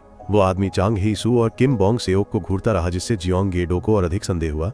जैसे ही शिक्षक एक एक करके निकलने लगे, ली मी ह्यून किम बोंग सियोक की कक्षा शिक्षक से मिलने के लिए स्कूल आई। रास्ते में उसने अपने बेटे को फोन किया। मां से डांट पड़ने के डर से किम बोंग सियोक ने कहा कि वो घर जा रहा है। ली मी ह्यून ने अपने बेटे को कुछ निर्देश दिए और फोन काट दिया। इसके तुरंत बाद चांग जू वॉन ने चांग ही सू को भी फोन किया। क्योंकि उसने उसे खेल परिसर में जाने की इजाजत नहीं दी थी। चांग ही सू ने अपने पिता को आश्वस्त करने के लिए झूठ बोला। ली मी ह्यून के स्कूल में आए कुछ ही देर हुआ था कि चांग जू वॉन भी कक्षा शिक्षक से मिलने स्कूल पहुंचा। सुरक्षा गार्ड ने अपने वरिष्ठों को रिपोर्ट करने के लिए फोन करने के बाद सुरक्षा गार्ड ने तुरंत गेट बंद कर दिया। ली मी ह्यून सीधे मुद्दे पर आई। उसने कक्षा शिक्षक से पूछा कि क्या सभागार में अपने दोस्त को बचाने वाले लड़के में अलौकिक शक्तियां हैं, क्या ये सही है? क्लास टीचर ने मुस्कुराते हुए समझाया कि छात्र बढ़ा चढ़ाकर बातें कर रहे थे और कुछ भी नहीं था और स्कूल ने सब कुछ ठीक कर दिया है। ली मी ह्यून को चिंता करने की जरूरत नहीं थी कि इससे अन्य छात्रों पर असर पड़ेगा।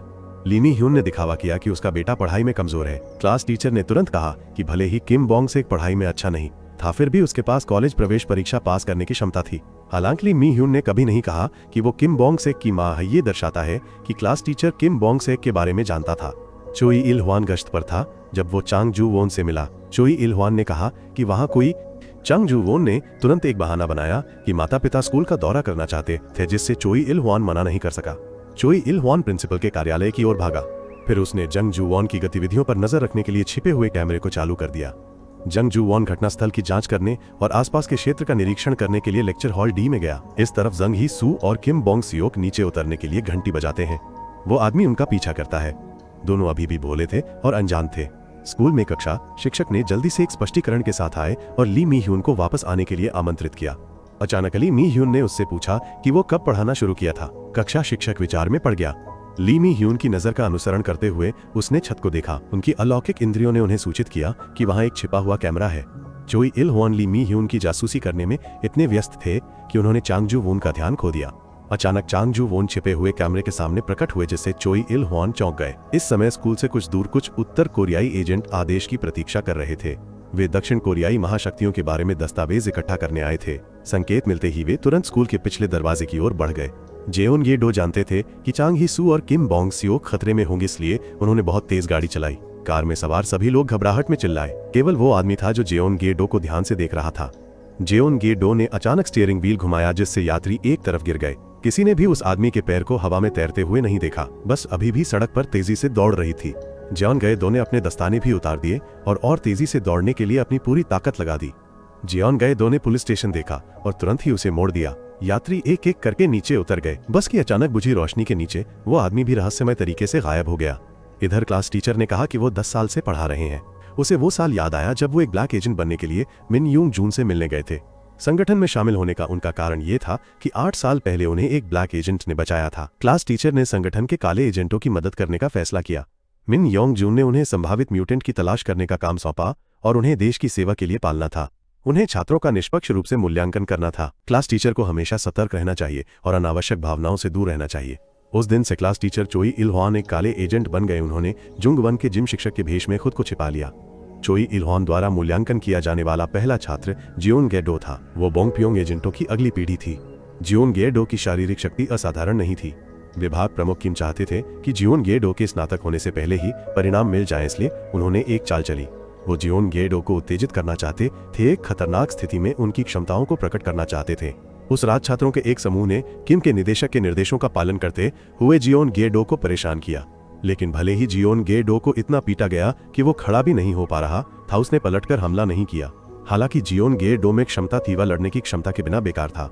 इसलिए चोई इल ह्वान को जियोन गे डो को एक अलग प्रमुख क्षेत्र में निर्देशित करना पड़ा। अगले नंबर पर एजेंट नाजू की बेटी से यून की उत्कृष्ट शारीरिक क्षमता बहुत जल्दी प्रकट हो गई।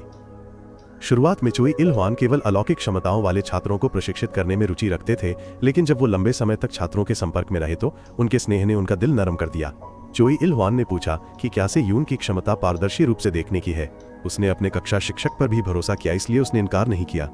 लेकिन जब नाजू को पता चला तो उसने तुरंत अपनी बेटी को चुपचाप जाने की व्यवस्था की। बकी चोई इल ह्वान प्रशिक्षण के बहुत अच्छी तरह से आगे बढ़ने से उत्साहित थे। से यून की कैंसर से अचानक मृत्यु हो गई। हालांकि चोई इल ह्वान अपनी मौत पर दुखी थे, फिर भी काम जारी रखना था। हालांकि चोई इल ह्वान का मुख्य काम युवा अलौकिक शक्तियों वाले बच्चों का निरीक्षण और मार्गदर्शन करना था, लेकिन वो अपनी कक्षा शिक्षक की भूमिका को भी बहुत गंभीरता से लेते थे। अलौकिक शक्तियों वाले बच्चों की तलाश के वर्षों में चोई इल ह्वान ने कई कठिन परिस्थितियों का भी सामना, लेकिन कभी कभी जॉन टाक जैसे विशेष मामले भी होते हैं। जॉन टाक में समय रोकने की क्षमता थी। एक दिन प्रिंसिपल ने चोई इल ह्वान को चोई इल ह्वान के सहायक के रूप में नियुक्त किया। हालांकि उन्हें ये पसंद नहीं था। चोई इल ह्वान मना नहीं कर सके। प्रिंसिपल चाहते थे कि वो किम बोंग सेओक पर विशेष ध्यान दें और उन्हें याद दिलाएं कि वो वास्तविक शिक्षक नहीं थे। ली कांग हुन किम बोंग सेक और चांग ही सू क्रमशः स्कूल में दाखिला लेते हैं। चोई इल हुआन चांग जू वॉन के रास्ते को देखकर चौंक गए। चांग जू वॉन निर्देश कक्ष में प्रवेश करता है और ली मी ह्यून और चोई इल हुआन को देखता है। ली मी ह्यून जानती थी कि जाने का समय आ गया, इसलिए उसने अपना फोन कूड़ेदान में फेंक दिया और चोई इल हुआन को अलविदा कहा। जब ली मी ह्यून चांग जू वॉन के पास से गुजरी तो उसने उसे निगरानी कैमरे के बारे में याद दिलाया। बाहर निकलते ही ली मी ह्यून ने बिजली कक्ष का पता लगाने के लिए अपनी महाशक्तियों का इस्तेमाल किया और तुरंत वहां पहुंची। स्कूल के चौकीदार ने प्रधानाध्यापक के कमरे का दरवाजा खटखटाया। चोई इल हुआन गुस्से में दरवाजा खोलता है और चौकीदार द्वारा उसके गले में छुरा घोंप दिया जाता है। पुलिस बस के यात्रियों से बयान ले रही है। किम बोंग सीक और चांग ही सू डर के मारे भाग गए कि उनके माता पिता को पता चल जाएगा। उसे एहसास हुआ कि उसने सोल्का का पावर बैंक गिरा दिया है, लेकिन ये बहुत महत्वपूर्ण नहीं था, इसलिए उन्होंने इसे नजरअंदाज कर दिया। ली मी ह्यून चलती फिरती यहाँ लगे कैमरों को देख रही थी। वो अपना इरादा जाहिर नहीं करना चाहती थी, इसलिए उसने जानबूझकर दूसरी दिशा में जाना चुना। चांग जू वॉन ने सीधे चोई इल हुआन से बात की। ली मी ह्यून की उपस्थिति ने उसे काफी आश्चर्यचकित कर दिया। इतना ही नहीं, ली कांग हुन की हरकतें ली जे मैन जैसी ही थीं। आपस में मिले 3 म्यूटेंट के 3 बच्चों ने एक ही कक्षा में दाखिला लिया। ये कोई इत्तेफाक नहीं हो सकता। शुरू में उसे लगा कि चोई इल हुआन पर शक है, जब तक कि चांग जू वॉन को पता नहीं चला कि क्लास टीचर की भी जासूसी की जा रही थी। प्रधानाध्यापक के कार्यालय में चौकीदार सुन रहा था कि दोनों आदमी क्या कह रहे हैं, तभी चांग जू वॉन ने छत पर लगे छिपे हुए कैमरे को घूर कर देखा। चौकीदार को लगा कि मौका आ गया है, इसलिए उसने अपना फोन निकाला और उत्तर कोरियाई एजेंट को रिपोर्ट किया। गलियारे में एक कैरियर सेंटर में 2, स्कूल में 2 और छात्र थे, एक क्लासरूम में, दूसरा स्टाफ रूम में। द्वारपाल ने उत्तर कोरियाई जासूसों को अंदर जाने और उन लोगों से निपटने के लिए कहा। ली मी ह्यून ने यह सब सुना। जांग जू वॉन को यह जानने की इच्छा हुई कि चोई इल हुआन कौन है। वो वही सैनिक है जिसे उत्तर कोरियाई जासूसों की तलाश के दौरान जांग जू वॉन ने गोली लगने से बचाया था। ली मी ह्यून आवाज का पीछा करते हुए प्रधानाध्यापक के दफ्तर तक पहुंच गई। द्वारपाल काम करने का नाटक कर रहा था, लेकिन ली मी ह्यून ने कांच में किसी की परछाई देखी। उसने ज्यादा कुछ नहीं कहा, बल्कि द्वारपाल से निपटने के लिए धीरे से दरवाजा बंद कर दिया। हान बिन वो छात्रा थी जिसने ली कांग हुन की क्षमताओं का खुलासा करने वाला वीडियो पोस्ट किया था, इसलिए उसका कैमरा जब्त कर लिया गया था। हान बिन ने अपना कैमरा वापस लेने के लिए स्कूल में चुपके से घुसने की कोशिश की, लेकिन सुरक्षा गार्डों ने उसे भगा दिया। इस बीच स्कूल के पिछले दरवाजे पर 4 उत्तर कोरियाई एजेंटों ने कार की डिक्की में किसी को इशारा किया। उन्होंने ताला तोड़ा और स्कूल में घुस गए। ली मी ह्यून और किम डू सिक की एक छोटी सी याददाश्त उसके उड़ान का जिक्र करती है। उस समय वह किम डू सिक के उड़ने के तरीके के बारे में बहुत उत्सुक थी। उस समय वह पैदा होने पर ही उड़ सकता था। वास्तव में यदि किम डू सिक अच्छी तरह से उड़ना चाहता था तो उसे केवल गिरने के डर को नियंत्रित करने और अच्छी तरह से उतरने की आवश्यकता थी। रहस्यमय आदमी चांग ही सू और किम बोंग सेओक का स्पोर्ट्स सेंटर तक पीछा किया, जो उसके अभ्यास के लिए पर्याप्त बड़ा था।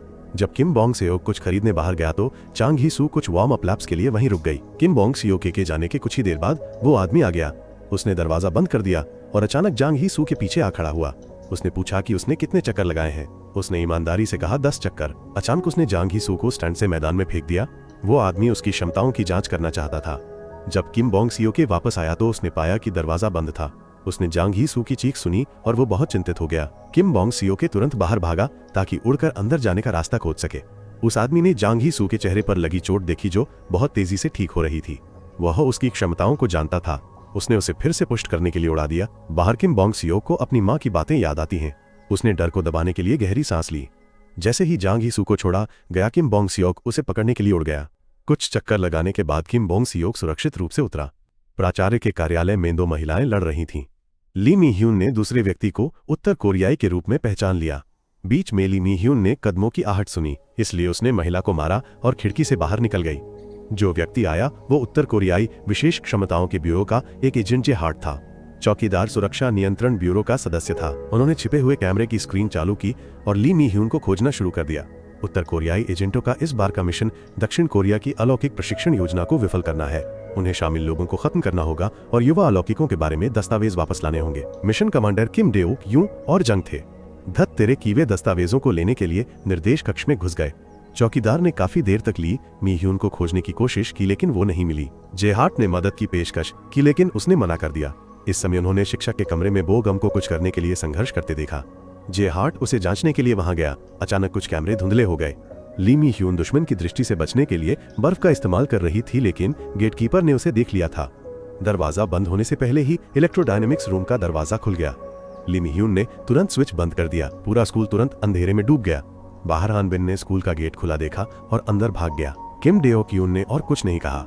उसे केवल बच्चों के बारे में कागजात चाहिए थे। शिक्षक चोई इल हुआन अलमारी खोलने आए और लाठी निकाल ली। वो लड़ने के लिए तैयार थे। जियोंग डैम ने ये देखा और तुरंत कमरे में चला गया। जंग जू वॉन ने उसे चुनौती दी कि अगर उसने एक और कदम बढ़ाया तो जंग जू वॉन उसे मार डालेगा। बिजली न होने के कारण ली कांग हुन को घर जाना पड़ा। जैसे ही वो स्टडी रूम से बाहर निकला, उसका सामना उस व्यक्ति से हुआ जिससे जंग जू वॉन लड़ रहा था। वो एक उत्परिवर्ती था जिसकी शक्ति उसी की तरह थी और उसके पिता की तरह। इस समय उसकी मां चिंतित थी, इसलिए उसने ली कांग हुन को फोन किया। लेकिन इससे पहले कि वो जवाब दे, पाता चान यू ने उस पर हमला कर दिया। ली कांग हुन की मां ने अपने बेटे को चीखते हुए सुना, इसलिए वो डर गई और ली जे मान से कहा। बोगम को शिक्षक के कमरे में कुछ नहीं मिला।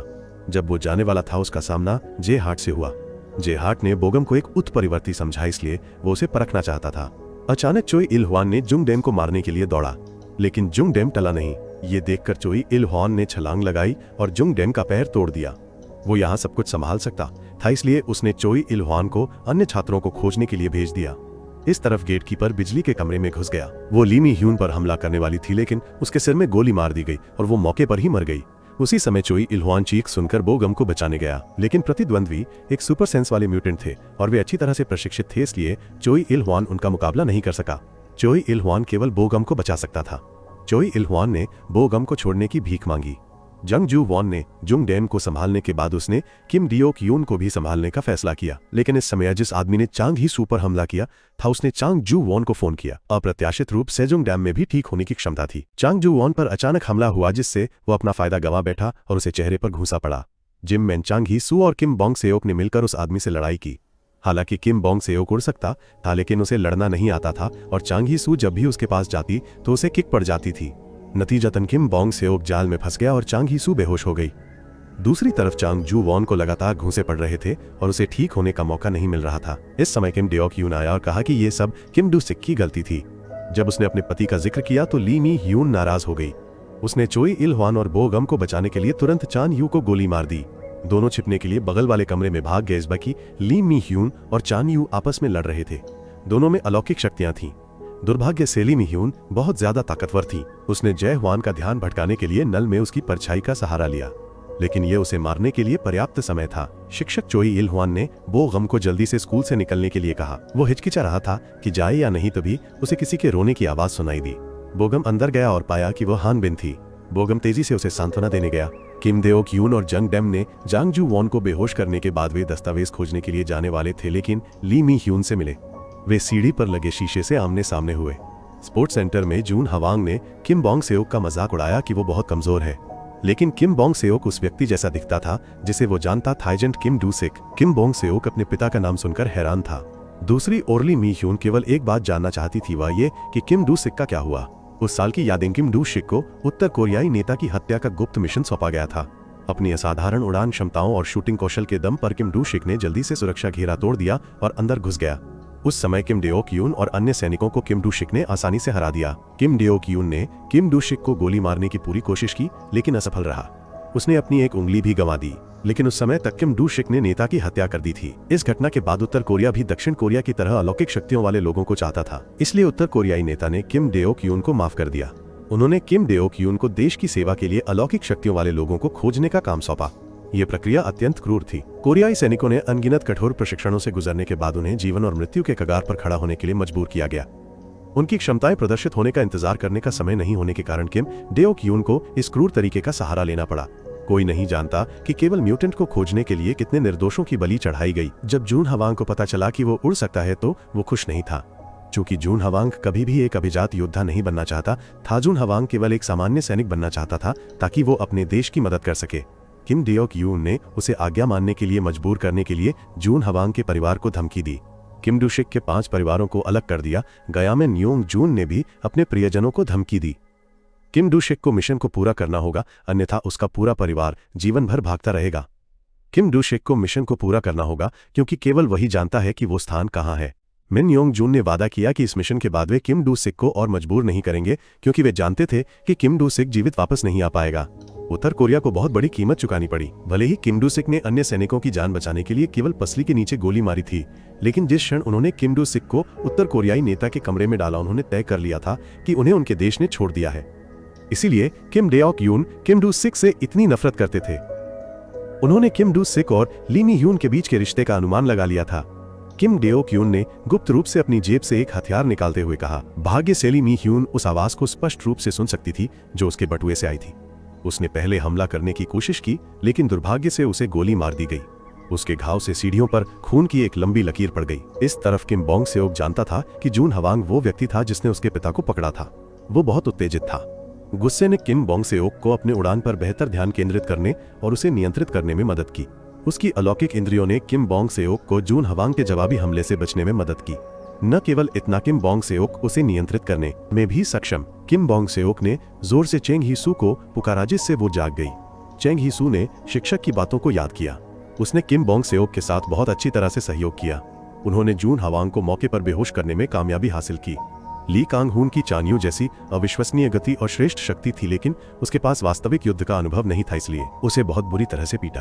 किम देओ क्यून ने चोई इल हुआन और दस्तावेजों को खोजने के लिए जियोंग डैम को भेजा और वो अपने साथियों की जांच करने जाएगा।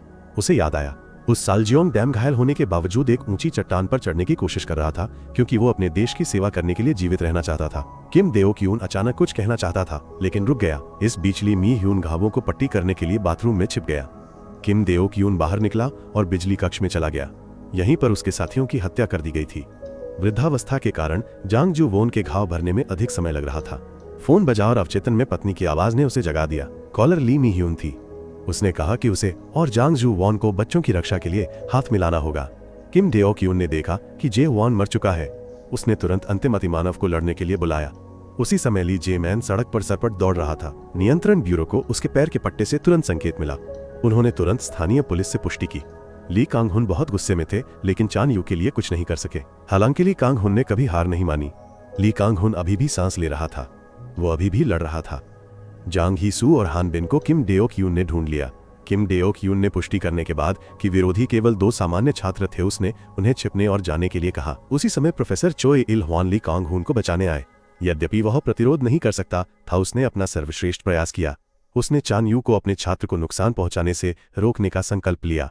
ली कांग हुन ने मौका पाकर गोली चलाने की कोशिश की, लेकिन चान यू ने उसे उस पर फेंक दिया। गुरु और शिष्य दोनों बुरी तरह पिट गए। जब ली कांग हुन को लगा कि वो मरने वाला है, तो किसी ने उसका नाम पुकारा, जिससे पूरा स्थान गूंज उठा। ये ली जे मान था, जो अपने प्यारे बेटे को बचाने आया था। उसने चान यू को मारने के लिए अपनी पूरी ताकत लगा दी। ली जे मान ने उसे दीवार से टकराया और फिर जमीन पर गिरा दिया। चान यू पूरी तरह से असहाय था। उसे पलटवार का कोई मौका नहीं मिला, क्योंकि ली जे मान ने उसे सांस लेने का भी मौका नहीं दिया। जंग डम ने लड़ाई की आवाज सुनी और उस ओर बढ़ा, लेकिन चांग जू वॉन ने तुरंत उसे रोक दिया। 2 बड़े आदमी आपस में भिड़ गए। उनके नाक और मुंह से खून निकलकर उनके चेहरों पर छिटक गया। इस समय ली जे मैन की लड़ाई भी समाप्त होने वाली थी। चान यू को खिड़की से बाहर फेंक दिया गया। उसका जीवन अनिश्चित था। बाहर चांग जू वॉन चिल्लाया। उसने जंग डम को नीचे गिराने के लिए अपनी पूरी ताकत लगा दी। जंग डम फर्श पर बेहोश पड़ा था। ली जे मैन ने चान यू का पीछा करने की कोशिश की, लेकिन ली कोंग हुन ने उसे रोक दिया। ली कोंग हुन अब अपने और अपने पिता के बीच अलगाव नहीं चाहता था। ली जे मैन ने अपने बेटे को घायल अवस्था में देखा और बहुत दुखी हुआ। उसे लगा कि ये अंत है, लेकिन अचानक सामने वाली इमारत में एक अजनबी आदमी दिखाई दिया। उसका नाम जे सुख था। उसके परिवार ने दक्षिण कोरिया में घुसपैठ की कोशिश की, लेकिन असफल रहे और पकड़े गए। बड़ों को मौत की सजा दी गई और उसे बाकी जीवन के लिए एक अंधेरी जेल में बंद कर दिया गया। कई लोगों को यहाँ लाया गया, लेकिन उन सभी का एक ही अंजाम हुआ। मृत्यु। केवल जे सुखी जीवित बचा और उसने धीरे धीरे इस अंधेरे में जीवन जीना सीख लिया। सड़े हुए शवों से निकलने वाले कीड़े उसे सताते थे। जे सुख को हमेशा खुजली होती थी और वो उन्हें मारना चाहता था। दीवार पर जे सुख के अनगिनत हाथ के निशान थे। फिर एक दिन किम डू सिक आया। तब जे सुख को उन कीड़ों के साथ जीना उबाऊ लगने लगा। जे सुख ने अपनी जान लेने की कोशिश की, लेकिन उसे रोक दिया गया। उस समय किम डू सिक ने उन्हें एक साथ जीवित रहने और हार न मानने के लिए कहा। जे सुख अब जोंग जू वोन के समूह की ओर मुड़ा और ताली बजाने का इशारा किया। एक ध्वनि तरंग निकली जिसने एक कक्षा को नष्ट कर दिया। शिक्षक चोई इल हुआन ने ली जे मैन और ली कांग हुन की जांच की। ये देखकर जोंग जू वोन ने उनका ध्यान भटकाने के लिए दूसरी दिशा में भाग गया। पहली ध्वनि तरंग ने इस क्षेत्र की संरचना को बहुत कमजोर कर दिया था, इसलिए जब स्कूल दूसरी ध्वनि तरंग की चपेट में आया तो वो ढह गया। जंग जू वोन जे सुख को रोकने के लिए जितनी तेजी से दौड़ सकता था दौड़ा, लेकिन उसे दूर धकेल दिया गया। खंडहरों के बीच ली जे मान लगातार गिरने वाले कंक्रीट के बड़े टुकड़ों से खुद को बचा रहे थे। दूसरी ओर किम बोंग सियोक जंग ही सू की चोटों की जांच के लिए उड़ गया। हालांकि उसने कहा कि उसे चोट नहीं लगी है, वह बहुत चिंतित था। इस समय किम बोंग सियोक ने गलती से कहा कि वो जंग ही सू को पसंद करता है। संयोग सेवा भी उसे पसंद करती है। इस समय पास के जून हवांग को फोन की घंटी से जगाया गया। किम डियो क्यून ने उसे तुरंत स्कूल जाने का आदेश दिया, क्योंकि योजना विफल हो गई थी। उन दोनों को ली मी ह्यून ने खत्म कर दिया था। किम बोंग सियोक ने बेशकुस संक्षिप्त बातचीत की सामग्री सुनी थी। जून हुआंग ने बंदूक का इस्तेमाल करके दोनों को धमकाया कि वे उसका पीछा न करें। किम बोंग सियोक ने नहीं सुना, इसलिए उसने तुरंत गोली मार दी, लेकिन चांग ही सू ने समय पर उसे रोक लिया। ध्वनि तरंगों का लगातार उपयोग करने से जे सुक थका हुआ था। चांग जू वॉन भी काफी घायल हो गया था, लेकिन फिर भी वो उसके पास नहीं पहुंच सका। ली कांग हुन ने बगल की दीवार को तोड़कर निकलने का रास्ता बनाने की पूरी कोशिश की, ही ली जे मैन लगातार सिर हिला रहे थे क्योंकि वो अपने बेटे को घायल नहीं देखना चाहते थे। थोड़ी देर बाद ली कांग हुन ने सफलतापूर्वक तीनों को मुक्त कर दिया। अतीत में जांग जू वॉन ने किम डू सिक की पत्नी के लिए गोली खाई थी, लेकिन अब जांग जू वॉन की बेटी किम डू सिक के बेटे के लिए गोली खाती है। जांग ही सू किम बोंग सेक को पहले स्कूल उड़ने देती है, वह उसके पीछे दौड़ेगी। शुरुआत में किम बोंग सेक अभी भी लड़खड़ा रहा था, लेकिन बहुत जल्दी उसने उड़ान की दिशा को नियंत्रित कर लिया और गति बढ़ाना शुरू कर दिया। ली जे मान चोई इल हुआन से अपने बेटे को आगे ले जाने के लिए कहता है, जबकि वो ली कांग हुन को नुकसान पहुंचाने वाले को खत्म करेगा। ली जे मान जांग जू वॉन के साथ सहयोग करता है। दोनों अंततः जे सुक को हरा देते हैं। जब वो एक और ध्वनि तरंग बनाने वाला था, ली जे मान लगातार शारीरिक रूप से प्रहार करने के लिए आगे बढ़ा। जांग जू वॉन ने जे सुक की एक बांह तोड़ दी, लेकिन जुंग डैम ठीक हो गया। ठीक होते ही जुंग डैम ने जांग जू वॉन पर हमला कर दिया। उसी समय ली मी ह्यून बाहर निकली और चान यू को मरणासन्न देखा। उसे समझ नहीं आया कि वह उसे क्यों मारना चाहती है। ली मी ह्यून ने कहा कि वह अपने बेटे को बचाने के लिए एक राक्षस में बदल सकती है। चूंकि गिल्डो ने किम बोंग सेओक के पोर्टेबल चार्जर को छुआ था, वह जानता था कि जांग ही सू और किम बोंग सेओक वास्तव में कौन है। उसने गलती से जांग ही सू को खून से लथपथ सड़क पार करते हुए देखा। उसने जल्दी से कहा कि उसे स्कूल जाना है और भाग गई। गिल्डो को उस आदमी की याद आई जो उसका पीछा कर रहा था, इसलिए वो जुंग वॉन के स्कूल की ओर भागा। इधर जंग जू वॉन पर जियोंग डम ने हमला किया।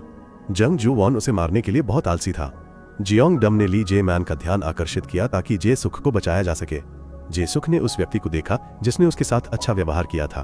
चोट लगने पर वह मदद करना चाहता था, लेकिन उसका केवल एक हाथ बचा था। किम डियो क्यून को याद आया जब वो उसे मिशन पर ले जाना चाहता था। जे सुख रोशनी से डर गया था, इसलिए वो जेल में ही रहना चाहता था। उस समय जियोंग डम ने रोशनी से बचाकर उसे बाहर जाने के लिए मना लिया। अगली बार वापस आकर जियोंग डम ने जे सुख को धूप का चश्मा का एक जोड़ा दिया। उन्होंने हमेशा जय सुख की गुप्त रूप से रक्षा की है और अब जय सुख वापस जंग डम की रक्षा करना चाहता है। जय सुख ने खुद को खिड़की से बाहर गिरा दिया ताकि उसके दूसरे हाथ से जमीन को छू सके। खिड़की से जमीन तक की ऊंचाई ने एक शॉकवेव बनाई, जिससे इमारत का एक हिस्सा ढह गया। जंग जू वॉन एक स्टील बीम में फंस गया था। उसका हाथ अभी भी ली जे मैन को पकड़े हुए था। वो पुकारता रहा, लेकिन ली जे मैन होश में नहीं आया। जंग जू वॉन को पहले कूदने के लिए गति पकड़नी पड़ी। स्कूल के मैदान में हान बिन और बो गम ने शिक्षकों चोई इल हुआन और ली कांग हुन का स्वागत किया। जब ली जे मैन होश में आया तो जंग जू वॉन ने तुरंत ली जे मैन को अपने बेटे के पास जाने और उसकी चिंता न करने के लिए कहा। फिर वह स्टील बीम से बच निकला। जंग जू वॉन जैसे ही ऊपर चढ़े, उन्हें चेहरे पर गोली मार दी गई। गोली मारने वाला जून हुआन था। ली मी ह्यून ने तुरंत उसे गोली मारी और छिपने की जगह ढूंढी। वो घायल हो गई थी, जिससे उसकी दृष्टि बाधित हो गई थी। वर्तमान स्थिति ली मी ह्यून के लिए काफी प्रतिकूल है। मलबे के ढेर में जे सुक जंग डैम को जाने और इंसान की तरह जीने के लिए मनाने की कोशिश कर रहा था। तुरंत जे सुक की उसी समय मृत्यु हो जाती है। ली मी ह्यून ने जून हुआन को गोली मारी, लेकिन पर्याप्त नुकसान नहीं पहुंचाया। जब दोनों एक दूसरे पर गोली चला रहे थे, ली मी ह्यून की बंदूक में गोलियां खत्म हो गईं, जिससे वो दीवार से सट गई। इस समय किम बोंग सेओक अपनी मां को बचाने के लिए जून हुआन पर हमला करने दौड़ा। ये दृश्य ली मी ह्यून को बहुत डराता और चिंतित करता है। किम बोंग सेओक ने अपने दोस्तों की मदद के बिना जुनवान के साथ लड़ने और संघर्ष करने की पूरी कोशिश की, लेकिन जुनवान ने उसे जल्दी से काबू कर लिया। गिल्डो ने आसमान में दोनों को संघर्ष करते देखा।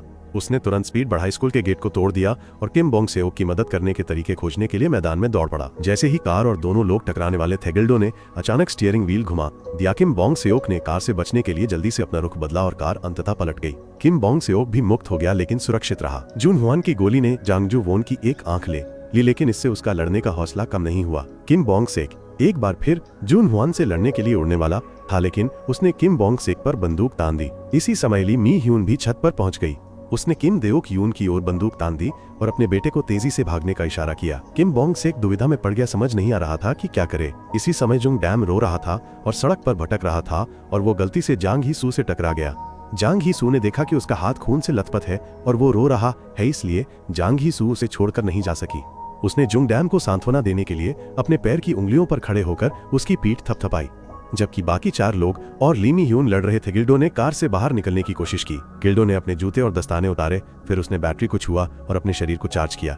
इस समय किम डेओक यून ने ली मी ह्यून पर शांति से बंदूक तान दी, क्योंकि वो जानता था कि उसकी बंदूक में गोलियां खत्म हो गई हैं। अचानक किम बोंग सेओक किम डेओक यून की ओर दौड़ा। उसी समय जून हुआन ने गोली चलाई। खतरनाक क्षण में किम बोंग सेओक को गोली से बचाने के लिए बिजली का गोला फेंका गया। इसने जून ह्वान की बंदूक का हैंडल भी नष्ट कर दिया। किम डेओक यून ने जल्दी से जून ह्वान का उत्तर कोरिया की ओर पीछा किया। किम बोंग सेओक दौड़ा। उसने स्वाभाविक रूप से किम बोंग सेओक पर बंदूक तान दी, लेकिन फिर हाथ छोड़ दिया। ली मी ह्यून और चांग जू वोन ने किम डेओक यून पर हमला करने का मौका लिया। परिणाम स्वरूप किम डेओक यून लगभग गिर ही गए थे। गिरने से बचने के लिए उन्हें चांग जू वोन का सहारा लेना पड़ा। ली मी ह्यून ने तुरंत अपने पति के बारे में पूछताछ की। मिशन स्वीकार करते समय किम डेओक यून ने अपने वरिष्ठों से पूछा था। पिछले 50 वर्षों में दक्षिण कोरिया और उत्तर कोरिया ने एक दूसरे की जासूसी करने के लिए कई लोगों को भेजा है, जिससे कई एजेंट और सैनिक मारे गए हैं, लेकिन सबसे ज्यादा मारे जाने लायक दोनों पक्षों के नेता थे। निर्दोष लोग जिन्हें उन्होंने बलिदान करने के लिए मजबूर किया वे ही दोषी थे। किम डेओक यून अपनी पीढ़ी के अन्याय को समाप्त करना चाहते थे, क्योंकि उन्हें ये युद्ध निरर्थक लगा। इसलिए उन्होंने खुद को मुक्त करने के लिए अपना हाथ छोड़ दिया। जब पुलिस स्कूल के सामने पहुंची तो उन्हें सुरक्षा कर्मियों ने रोक दिया। उन्होंने कक्ष प्रमुख से बात करने के लिए उन्हें अपना फोन दिया। इसका उद्देश्य पुलिस को स्कूल में जो हो रहा है उसमें हस्तक्षेप करने से रोकना था। इस समय तक जैंग ही सू भी स्कूल पहुंच चुकी थी। पहले मां ने किम बोंग सेक को गोद में उठाया था, अब उसकी मां को गोद में उठाने की बारी थी। अब किम बोंग सेक वास्तव में परिपक्व हो गया था और जैंग ही सू भी। आज दीक्षांत समारोह था, लेकिन किम बोंग सेक उपस्थित नहीं था। अपने पिता के साथ एक यादगार तस्वीर लेने के बाद जैंग ही सू रेनकोट लेने के लिए कक्षा में लौट आई। शिक्षक चोई इल ह्वान ने अधिक मन की शांति के लिए अपने दस्तावेज किसी ऐसे व्यक्ति को सौंपने का फैसला किया जो उनकी रक्षा कर सके। भले ही जोंग हे सू स्कूल में ज्यादा समय से नहीं आई थी, उसने किम बोंग सेओक के साथ बहुत कुछ अनुभव किया था। दुर्भाग्य से वह आज उससे नहीं मिल पाई। खाली लॉकर और कोई रेनकोट न होना पर इससे जोंग हे सू बहुत खुश हुई। स्नातक होने के बाद ली कांग हुन ने मिन योंग जून के लिए काम करने का फैसला किया, इस शर्त पर कि मिन योंग जून उसके पिता के रिकॉर्ड साफ कर देगा। लेकिन मिन योंग जून ने तुरंत सहमति नहीं दी, क्योंकि वो इस पर और विचार करना चाहता था। जैसे ही ली कांग हुन चले गए, दो लोग अंदर आए। स्कूल की सुरक्षा और वो छात्रा जिसे उसने परेशान होने से बचाया था। विशेष रूप से मिन योंग जून उसका बहुत सम्मान करता था। एक एक करके दो क्षेत्रों में अलौकिक प्रशिक्षण में शामिल लोग मर गए। सबसे पहले मारे गए व्यक्ति प्रमुख किम थे। जून ह्वान अपने वरिष्ठों को रिपोर्ट करने के लिए लौट आया। जून ह्वान जानना चाहता था कि वह उस सामग्री का क्या करेगा। उन्होंने कहा कि वो इसका अध्ययन और उपयोग करना चाहते थे। जब जून ह्वान ने यह सुना तो उसने अपनी बंदूक निकाली और अपने वरिष्ठ को गोली मार दी। फिर उसने किम डू सिक को छुड़ाने के लिए जेल गया ताकि वह अपने बेटे की रक्षा के लिए लौट सके। मिन योंग जून अगला था जिसे मार दिया गया। अब उत्परिवर्ती सामान्य लोगों की तरह जी सकते थे। सब कुछ सामान्य हो गया था। ली मी ह्यून ने फ्राइड चिकन बेचना जारी रखा। जंग जू वोन फ्राइड चिकन बेचता था और उसके पास एक नया कर्मचारी था। किम बोंग सेक लोगों को बचाने के लिए अपनी शक्तियों का इस्तेमाल करता था। उसने अपना बचपन का सपना पूरा कर लिया था और उसका परिवार फिर से मिल गया था। उत्परिवर्ती के लिए ये एक सुखद अंत था। हालांकि जो लोग उत्परिवर्ती का फायदा उठाना चाहते थे वे अभी भी थे। फ्रैंकी से उत्परिवर्ती की पिछली पीढ़ी को खत्म करने का काम सौंपा गया था, अभी तक मरा नहीं था। उनका लापता होना माना जा रहा था, इसलिए अमेरिकी पक्ष ने अधूरी मिशन जारी रखने के लिए एक और उत्परिवर्ती म्यूटेंट को भेजा। आज की फिल्म यहीं समाप्त होती है। अगले वीडियो में मिलते हैं।